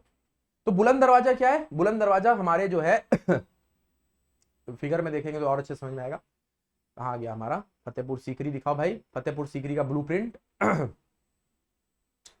तो फतेहपुर सीकरी में ये सारी इमारतें अंदर ही हैं। पंचमहल भी यहीं पर है ना। अंदर की तरफ जाओगे तो पंचमहल है, यहीं पे ये सलीम चिश्ती की दरगाह है। तो ये जो एंट्रेंस है, 1 नंबर दिख रहा है ना, ये एंट्रेंस ये वाला, ये है बुलंद दरवाजा। फतेहपुर सीकरी का बुलंद दरवाजा ये है। फतेहपुर सीकरी 1571 में बनना शुरू हुई थी, और बुलंद दरवाजा जो है ये हमारे 1575 में बनकर तैयार हुआ था।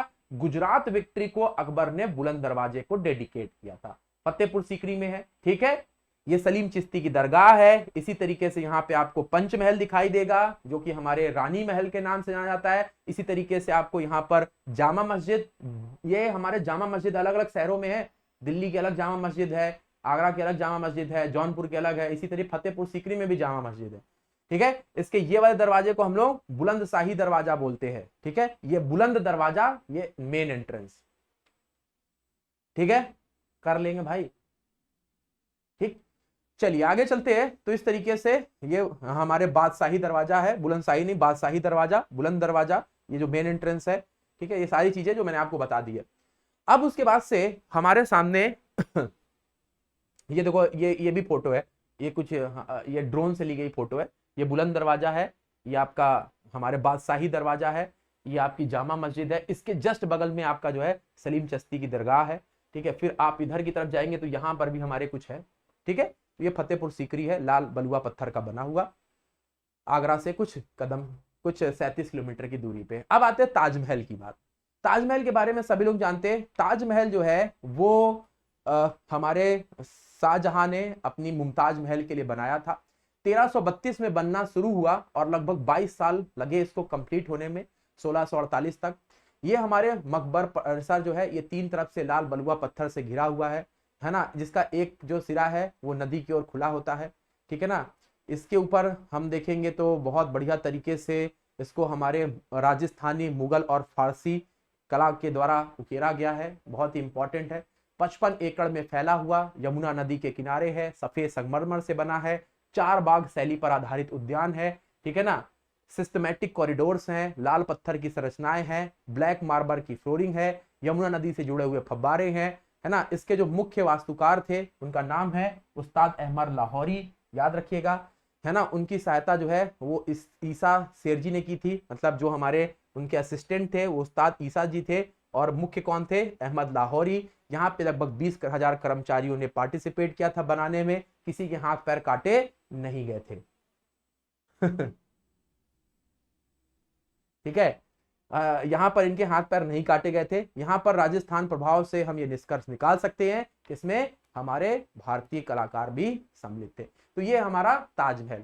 अब ताजमहल को यूनेस्को हेरिटेज में कब सम्मिलित किया गया, कौन बताएगा भाई। हमारे उत्तर प्रदेश में 3 यूनेस्को हेरिटेज साइट है, जिसमें ताजमहल, आगरा फोर्ट और आप लोगों ने आज फतेहपुर सीकरी तीनों देख लिया। ये तीनों ही हमारे मुगल काल में बनाए गए, 2 को अकबर ने और 1 को शाहजहां ने बनवाया था। ये हमारे तीनों हैं, इनक्रेडिबल ताजमहल, आगरा फोर्ट, फतेहपुर सीकरी। ये दोनों को 1983 में और इसको 1986 में सम्मिलित किया गया।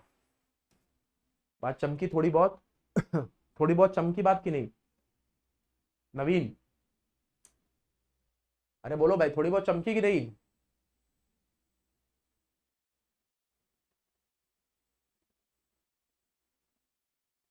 चलो, आशुतोष, प्रज्ञा, अब्दुल, ठीक है। बाकी के लोग, मतलब चमकी का मतलब क्या होता है, मतलब समझ में आई कि नहीं है, समझ में आना। चमकने का मतलब है लाइट जल गई। ठीक है,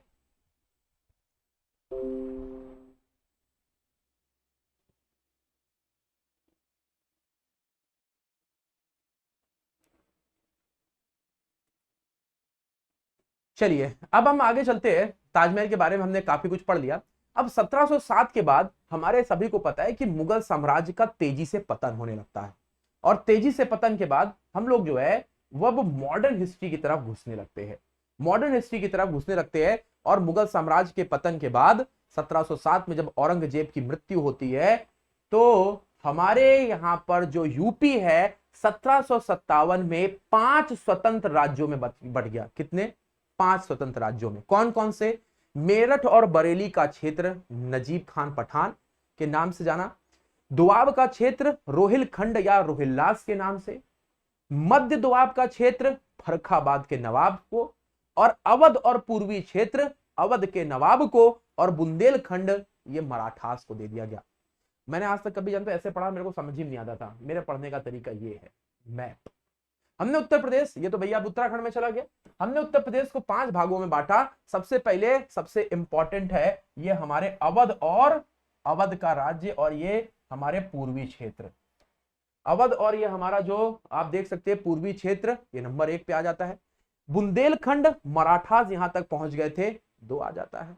फिर उसके बाद से हमारा रोहिलखंड, रोहिलखंड यहां पर आप देखेंगे अफगान के रोहिल्लाज ने यहां पे कब्जा कर रखा था। ये हमारा जो लोअर दोआब या मध्य दोआब है, ये फर्रुखाबाद वाला क्षेत्र है, फर्रुखाबाद वाला क्षेत्र, समझ रहे हो कि नहीं, कन्नौज, फर्रुखाबाद, सुनियो कि नहीं, फतेहाबाद। ठीक है, 1 2 3, और फिर ये है हमारा पश्चिमी उत्तर प्रदेश, मेरठ बरेली वाला। 5 राज्यों में हमने बांट दिया। जरा एक बार देखो, हमारे मेरठ बरेली वाला क्षेत्र जिसको अपर दोआब दिया है, दोआब का क्षेत्र रोहिलखंड या रोहिल्लास वाला क्षेत्र, देख रहे हो आप लोग। मध्य दोआब ये जो हमने लोअर दोआब बनाया हुआ है इसको हम बोलेंगे फर्रुखाबाद के नवाब। अवध और पूर्वी क्षेत्र, अवध के नवाब ये हमारे, ये लखनऊ से लेकर के ये हमारा जो आप देख पाओगे बनारस तक का क्षेत्र जो है,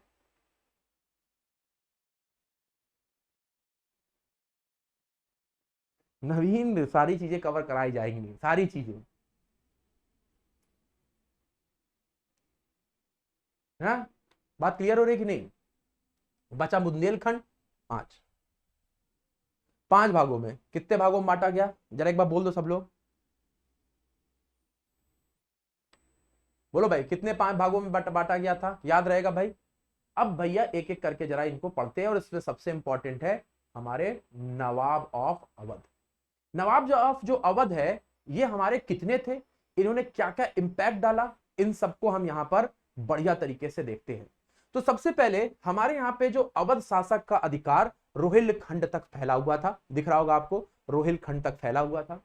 हमारे जो यहाँ पर जो दिल्ली में एक दिल्ली के पूर्व में एक क्षेत्र है, हमारे उत्तर पश्चिम सीमांत की पर्वत श्रृंखलाओं से बड़ी संख्या में अफगान जो हमारे आए थे उनको रोहिल्लास बोला जाता है और वो यहां आकर के बस गए। Awadh is the historic region of north India. Now हमारे north east portion of Uttar Pradesh को हम लोग अवध के नाम से जानते हैं। लखनऊ और उसके आसपास का क्षेत्र जो है वो हमारे अवध बोला जाता था, है ना। अगर आप इसके उद्गम की बात करेंगे तो 1722 से लेकर के 1856 तक यहाँ पे नवाबों ने रूल किया।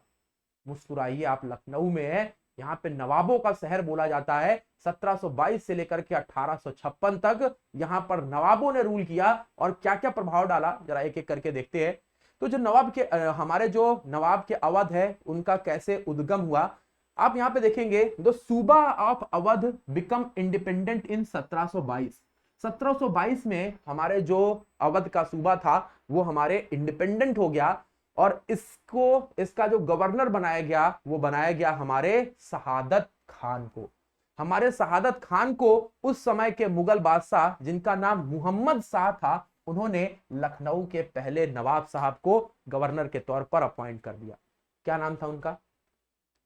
शहादत खान। शहादत खान जो है मुगल बादशाह मोहम्मद शाह ने क्या कर दिया, मोहम्मद साहब ने अपने गवर्नर के तौर पर अपॉइंट कर दिया। मतलब आपको एक बात तो साफ तौर पे समझ में आ गई कि जो नवाब ऑफ अवध है ये मुगलों के लिए काम करेंगे। समझ रहे हो कि नहीं, मुगलों के साथ मिलकर के काम करेंगे। तो 1722 में नवाब ऑफ अवध या अवध जो है वो स्वतंत्र सूबा कब बना, तो आपको याद रखना है 1722 में। और इसके जो पहले नवाब साहब बने वो कौन बने, वो हमारे बने शहादत खान।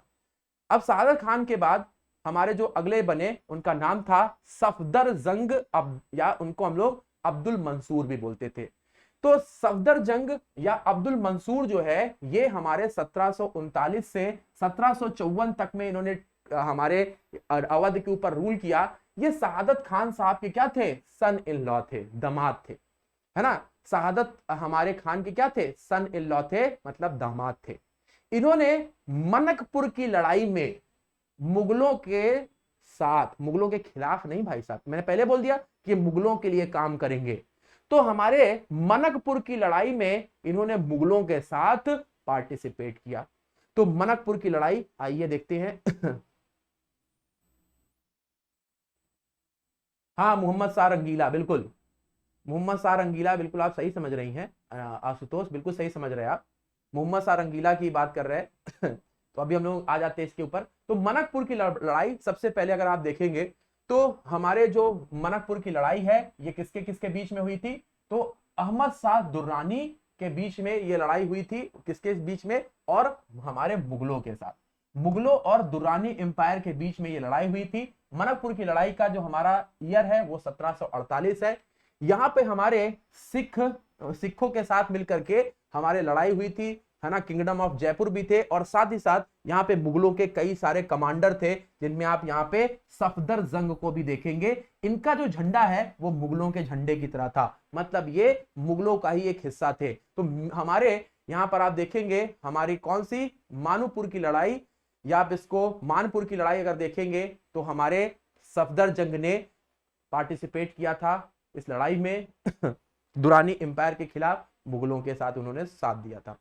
अब उसके बाद से अगले आते हैं सिराजुद्दौला। क्या तुम लोगों ने कभी इंडियन हिस्ट्री में सिराजुद्दौला का नाम सुना है? अवध के ये तीसरे नंबर के नवाब, मूंछों के बीच में थोड़ा सा गैप है इनके, क्या आपने इनका नाम कभी सुना है?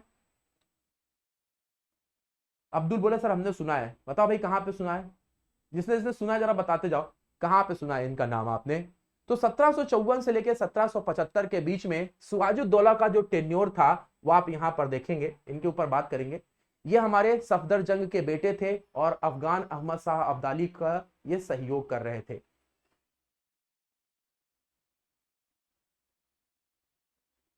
ठीक है, जनता बोली है अरे प्लासी में सिराजुद्दौला था, श्रेय सिराजुद्दौला था। ये सिराजुद्दौला है अवध का नवाब, वो सिराजुद्दौला था वो हमारे बंगाल का नवाब था, ये हमारे अवध का नवाब है। इसका संबंध बक्सर की लड़ाई से है। बक्सर की लड़ाई जो कि 12 अक्टूबर 1764 में हुई, ये हमारे जो सिराजुद्दौला है, सिराजुद्दौला ये हमारे शाह आलम के साथ मिल करके और साथ ही साथ हमारे जो बंगाल के नवाब मीर कासिम थे, ये लोगों ने हेक्टर मुनरो के साथ 1764 में लड़ाई लड़ी, जो ईस्ट इंडिया कंपनी के खिलाफ लड़ाई थी। ये हमारी लड़ाई जो है बक्सर की लड़ाई के नाम से जानी जाती है ना। कौन कौन थे? सिराजुद्दौला, हमारे इनके साथ बंगाल के नवाब मीर कासिम और शाह आलम, जो कि उस समय शाह आलम सेकेंड मुगल एम्पायर थे। लेकिन भाई मुगलों के ये हमारी जो सेना थी ट्रेडिशनल तरीके से लड़ रही थी। ट्रेडिशनल समझते हो? हाँ, ट्रेडिशनल तरीके मतलब भैया ये सभी जो है तलवार ढाल ये सब लेके घूम रहे थे, और ये लेके घूम रहे थे क्या? बंदूकें, तोपे, बारूद, धुआं धुआं कर दिए। तो इस तरीके से ये युद्ध में इनको हार का सामना करना पड़ा था, है ना। अब यहाँ पे हमारे परिवर्तन क्या आया, जैसे कि अभी यहाँ पर बताया हमारे भाई साहब नवीन ने कि यही युद्ध था जिन्होंने अंग्रेजों को असली पावर दी, और ये पावर मिली इस लड़ाई में, है ना। अंग्रेजों ने चाहते तो ये पूरे अवध को खत्म कर देते, पूरे अवध को क्या कर देते? निस्तो नाबूद कर देते, गायब कर देते, लेकिन उन्होंने ऐसा किया नहीं, है ना। उन्होंने क्यों नहीं ऐसा किया? क्योंकि यहां पर रोहिल्लास थे, यहां पर देखोगे बुंदेलखंड थे। तो समझदारी और बेवकूफी में एक बारीक लाइन होती है, और वो अंग्रेज जानते थे कि भैया अगर मैं यहां पे चला गया ना तो मराठा भी यहां से और रोहिल्लास भी अटैक कर देंगे, खत्म कर देंगे।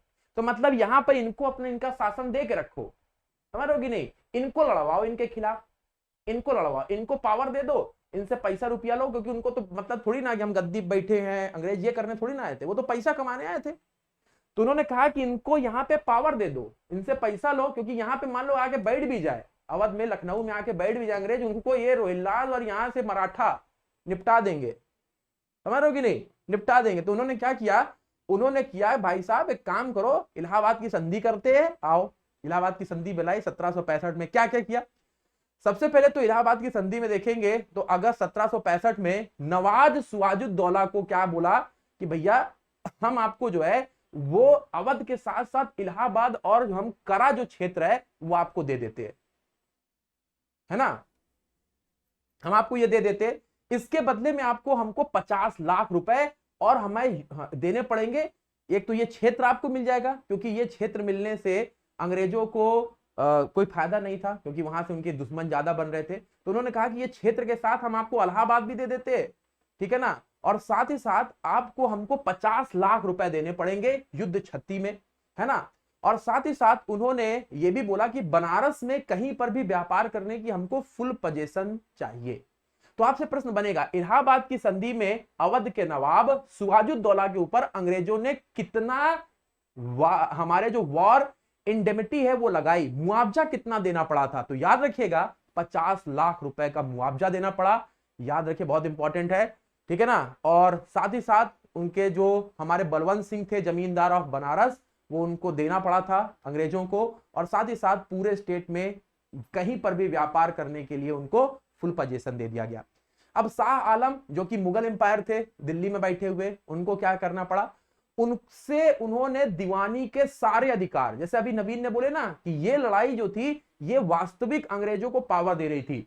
दीवानी के मतलब पूरे हमारे बंगाल में, बिहार में, उड़ीसा में और अवध में पूरे साम्राज्य में पूरे दीवानी के अधिकार, टैक्स वसूल करने के अधिकार इन्होंने ले लिए। और कहा कि ठीक हम टैक्स वसूल करेंगे और तुमको जो है वो 26 लाख रुपए पेंशन देंगे। 26 लाख रुपए जो है वो हम तुमको साल की पेंशन देंगे। तो पहला प्रश्न बनेगा कि भैया सिराजुद्दौला को नवाब जो थे उनको कितना इन्होंने मुआवजा लगाया, 50 लाख, और कितनी पेंशन बांध दी मुगल एम्पायर शाह आलम सेकंड को, तो वो 26 लाख की पेंशन बांध दी। ठीक है। और साथ ही साथ बोला कि अगर आपको हमारे जो निजामत फंक्शन चाहिए, जैसे कि आपको मिलिट्री चाहिए, डिफेंस चाहिए, है ना, एडमिनिस्ट्रेशन, हमारे जस्टिस चाहिए, तो उसके लिए भी 53 लाख आपको पे किए जा सकते हैं, लेकिन हम आपके सारे फंक्शंस को पे यूज करेंगे। लेकिन ये जो है, ये जो हमारे क्लाइव ने जो ये सारी चीजें दी, है ना, क्लाइव उस समय बंगाल के गवर्नर थे, है ना, वो अपने बातों पे कभी टिकते नहीं थे, है ना, अभी अपनी बातों पे टिकते नहीं थे।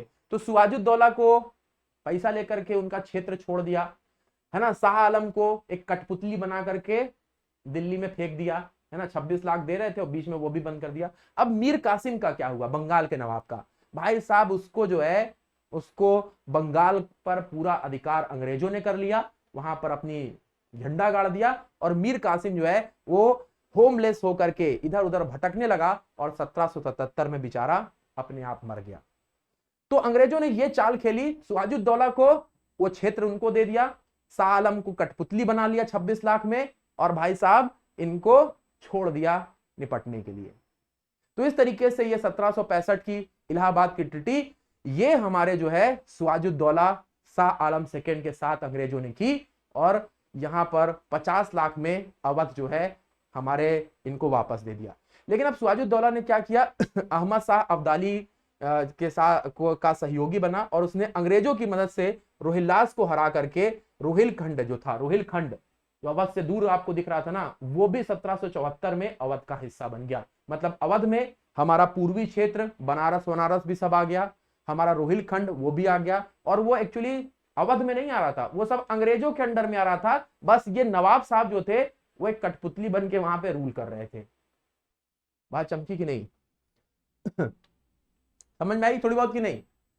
अब उसके बाद से हम आगे चलते हैं, तो हमारे पास अगले नवाब साहब जो आते हैं, नवाब साहब कौन आते हैं, तो अब आती है हमारी ट्रीटी ऑफ बनारस, बहुत इंपॉर्टेंट है, याद रखिएगा। तो हमारी जो पहली बनारस की ट्रीटी थी वो 1773 में किसके किसके साथ हुई, वॉरेन हास्टिंग के साथ में हुई और सिराजुद्दौला के साथ में हुई। 50 लाख के बदले में इलाहाबाद और कोरा का जो क्षेत्र है वो हमारे किसको दे दिया गया, वो हमारे दे दिया गया सिराजुद्दौला को। ये हमारे ट्रीटी ऑफ बनारस के नाम से जानते हैं। ठीक है, याद रखिएगा, बहुत इंपॉर्टेंट है। 1773 में ट्रीटी हुई थी हमारे किसके साथ, हमारे सिराजुद्दौला और वॉरेन हास्टिंग के साथ, वापस से रिन्यू किया गया था। मतलब जो हमारे इलाहाबाद की ट्रीटी थी उसको वापस से रिन्यू किया जा रहा है ना, वापस से रिन्यू किया जा रहा है, इसको बनारस की ट्रीटी बोलते हैं। फिर उसके बाद से यहां पर आते हमारे अगले साहब, मतलब 1774 में सिराजुद्दौला की मृत्यु के बाद हमारे अवध के अगले नवाब है आसफुद्दौला। आसफुद्दौला अगले भाई साहब आते हैं। आसफुद्दौला हमारे क्यों फेमस है, क्योंकि बड़ा इमामबाड़ा, रूमी दरवाजा देखा है, लखनऊ कितने लोग गए, बड़ा इमामबाड़ा, रूमी दरवाजा, ये सभी बनाने का जो श्रेय है वो जाता है हमारे आसफुद्दौला को। देख रहे हो आसफुद्दौला, इनकी भी मूंछ, बीच में मूंछ के बाल नहीं है तो आसफुद्दौला ने ये सारी चीजें, यहां पर आप देखेंगे Asaf-ud-Daula is popular for culture built in Lucknow, like बड़ा इमामबाड़ा, रूमी दरवाजा, इन सब के लिए ये जाने जाते हैं।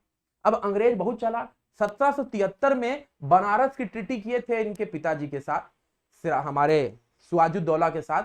1775 में जैसे ही उनकी डेथ हुई, कहा कि 50 लाख नहीं, तुमको इतना बड़ा एरिया दे रहे हैं, हमें और पैसा चाहिए और कंपनसेशन चाहिए। तो अंग्रेजों ने यहां पर जो सेकंड ट्रीटी ऑफ बनारस है 1775 में, जिसको कई लोग ट्रीटी ऑफ फैजाबाद भी बोलते हैं, ये हमारे नए वजीर ऑफ अवध, जिनको लोग आसफुद्दौला बोलते हैं, उनके साथ की है। और ये आपको याद रखना है, यहां पर उन्होंने 50 हमारे जो लाख का जो 50 लाख का जो कंपनसेशन था उसको बढ़ा करके और पैसे की डिमांड कर रहे थे, और इस पे आसफुद्दौला को साइन करना पड़ा था। लेकिन बाद में हमारे जो बंगाल के राजा थे चैत सिंह, उन्होंने इस ट्रीटी का, इस संधि का जो 1781 है उसमें विरोध किया। क्योंकि भाई 50 लाख उस समय एक बहुत बड़ी अमाउंट होती थी, इसको भी वो एक्सीड कर रहे थे, इसको भी वो बढ़ा रहे थे कि हमको और पैसा चाहिए। लेकिन ये पैसा पे साइन तो अवध के नवाबों ने कर दिया, लेकिन वहां की जनता के पास इतना पैसा ही नहीं था कि वो पैसा वो इनको भर पाए। तो इसको हम लोग बोलते हैं सेकंड ट्रीटी ऑफ बनारस, या इसी को हम लोग बोलते हैं ट्रीटी ऑफ फैजाबाद। कब हुई थी? 1775 में, पहली ट्रीटी के सिर्फ 2 साल के बाद। याद रखना है किसके साथ हुई थी, ये याद रखिएगा, और कौन से वर्ष में हुई थी फैजाबाद या सेकंड ट्रीटी ऑफ बनारस, याद रखना है। ठीक है, थोड़ी बहुत जारी बात की नहीं? ठीक है, तो आसिफुद्दौला, कई लोग बोले सर हमारा कॉलेज है वहीं पे, यहां पर आप देखेंगे आसिफुद्दौला, यहाँ पे हमारे उनके बाद अब देखेंगे बहुत छोटे छोटे टेन्योर के लिए, क्योंकि अब सब अंग्रेज के वर्चस्व में आ चुका था। नवाब वाजिर अली 1798 में, नवाब शहादत अली खान 14 तक, नवाब गाजी उद्दीन हैदर, नवाब नजीरुद्दीन हैदर, नवाब मोहम्मद अली शाह। अगला आपको नाम याद करना है, नवाब मोहम्मद अली शाह, थोड़ा सा नाम है ना एक जैसे मिलते जुलते। तो नवाब मोहम्मद अली शाह 37 से लेकर 42 तक सेकेंड लास्ट नवाब के तौर पर जाने जाते हैं। इन्होंने हमारे एक और इमारत का निर्माण कराया जिसका नाम है छोटा इमाम बाड़ा। छोटा इमाम बाड़ा हुसैनबाद, जो कि लखनऊ में ही पड़ेगा। हमारे हुसैनाबाद में छोटा इमाम बाड़ा 1838 में बनाया गया। ठीक है, ये देखिए छोटा इमाम बाड़ा है, इसको किसने बनाया है? हमारे छोटे नवाब साहब ने, नवाब मोहम्मद अली शाह ने ये छोटा इमाम बाड़ा बनाया। तो बड़ा इमाम बाड़ा पूछेगा या रूमी दरवाजा पूछेगा तो किसने बनाया? आसिफुद्दौला ने। और अगर पूछेगा हमारा जो छोटा इमाम बाड़ा किसने बनाया, तो नवाब मोहम्मद अली शाह ने इसका निर्माण कराया। देखो भाई यहीं से सारे क्वेश्चन बनने हैं, सीख लोगे अच्छी तरीके से, नंबर आगे मिलेंगे और अच्छी तरीके से दूसरों से आगे निकल पाओगे। समझ रहे हो कि नहीं? है? ठीक है, अब हमारे पास आता है अंतिम नवाब साहब।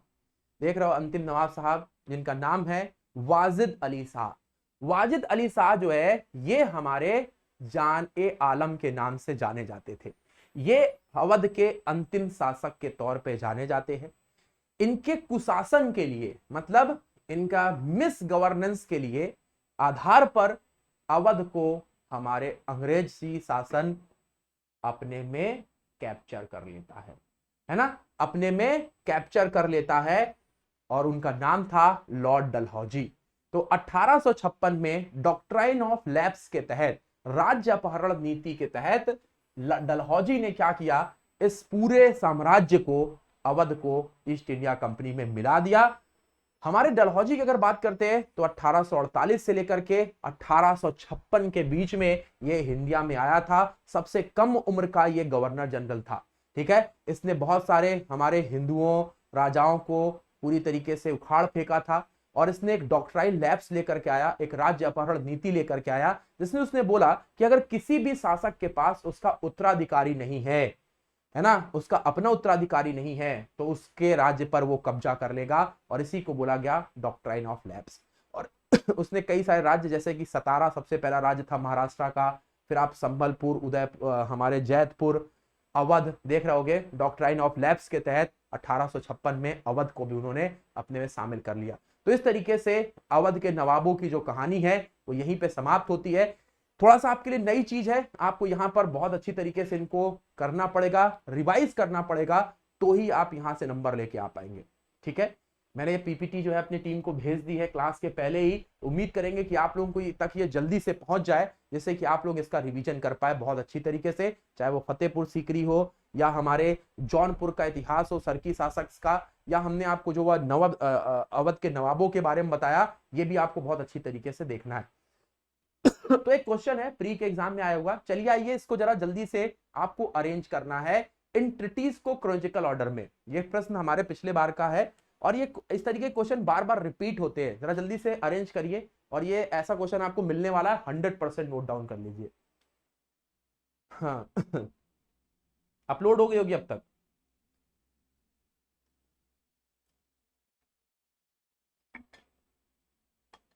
जल्दी से जवाब दीजिए सभी लोग।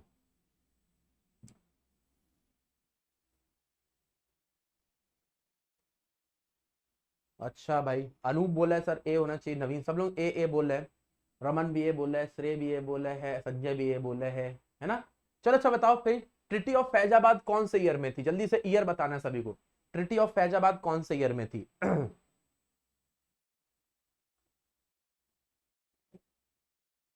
अब्दुल बोले सर 1775, अंकित ने बोला 1775, लिख देते भाई 1775, ठीक है। ट्रिटी ऑफ बनारस, जल्दी से, ट्रिटी ऑफ बनारस। बस 3 ही 4 लोग कमेंट कर रहे हैं। करुणा ने बोला सर होना चाहिए सी नंबर।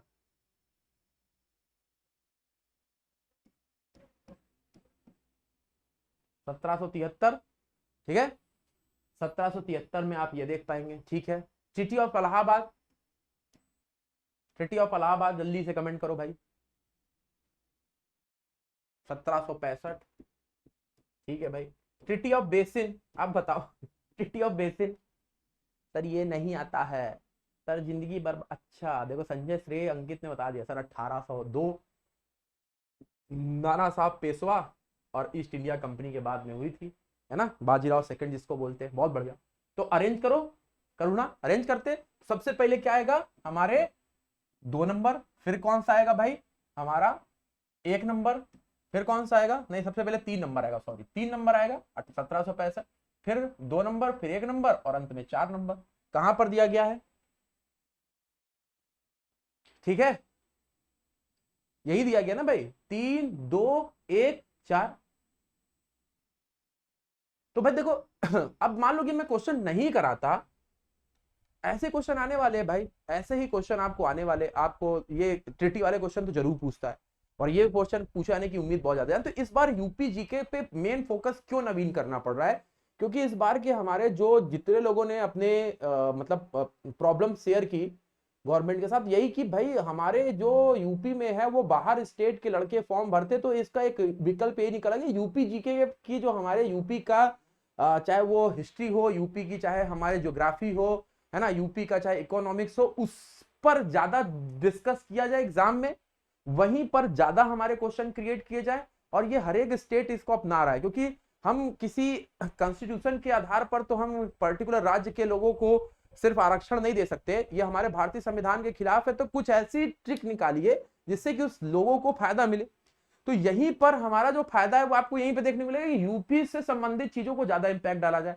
इसीलिए आपको मैं कोशिश करूँ कि कोई भी ऐसा पहलू ना रह जाए, कहीं पर भी कहीं से भी मैं आपको छोटी से छोटी चीजें, छोटी से छोटी बारीकी को भी आपको लेकर के आ रहा हूं। इसीलिए बोल रहा हूं कि क्लास को ध्यान से देखिए, और फिर आपको मैं रिवीजन भी करा रहा हूं, इसीलिए कि आपकी जो भी चीजें हैं वो आप बढ़िया तरीके से आप क्या कर पाए, उसको बढ़िया से रिकॉल करिए, अपनी खुद के नोट्स बनाइए, पॉइंट वाइज जो सर बोल रहे हैं उसको एक बार सोने से पहले जितनी भी चीजें आप पढ़ते हैं, मैंने आपको पहले दिन ओरिएंटेशन सेशन में बताया था कि जितनी भी चीजें दोस्तों आप पढ़ते हैं उसको एक बार रिकॉल जरूर करके सोइए। फिर आप हफ्ते का अंत होता है उसको एक बार रिवाइज करिए, बहुत आराम से पेपर निकलेगा, भले वैकेंसीज कितनी कम हो, फॉलो करो अच्छी ढंग से, पेपर निकलेगा। बात समझ रही कि नहीं? किसी को कुछ बोलना है, कुछ बोलना चाहता है?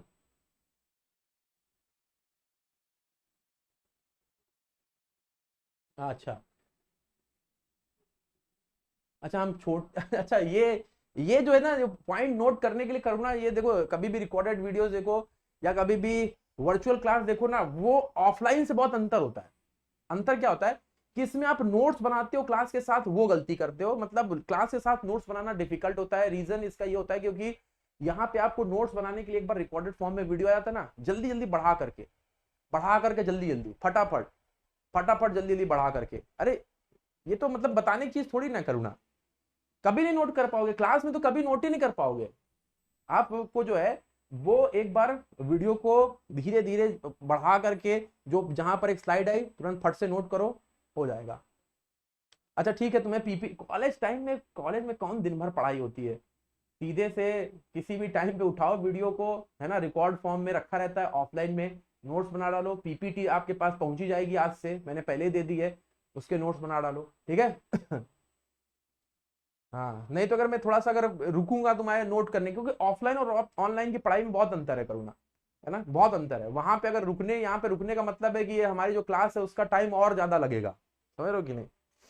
तो कल हम लोग पढ़ने वाले हैं मॉडर्न हिस्ट्री के सारे इंपॉर्टेंट पॉइंट। कल आपके यूपी हिस्ट्री की अंतिम क्लास है, जितना भी पढ़ाया एक एक चीज का रिवीजन अच्छे से करना, क्योंकि परसों होगा आपको पढ़ाए हुए इन्हीं सभी टॉपिक्स का एक बहुत बेहतरीन सा टेस्ट। और मुझे लगता है कि इस क्लास से बहुत सारे लोग उसमें सारे नंबर लाने वाले हैं।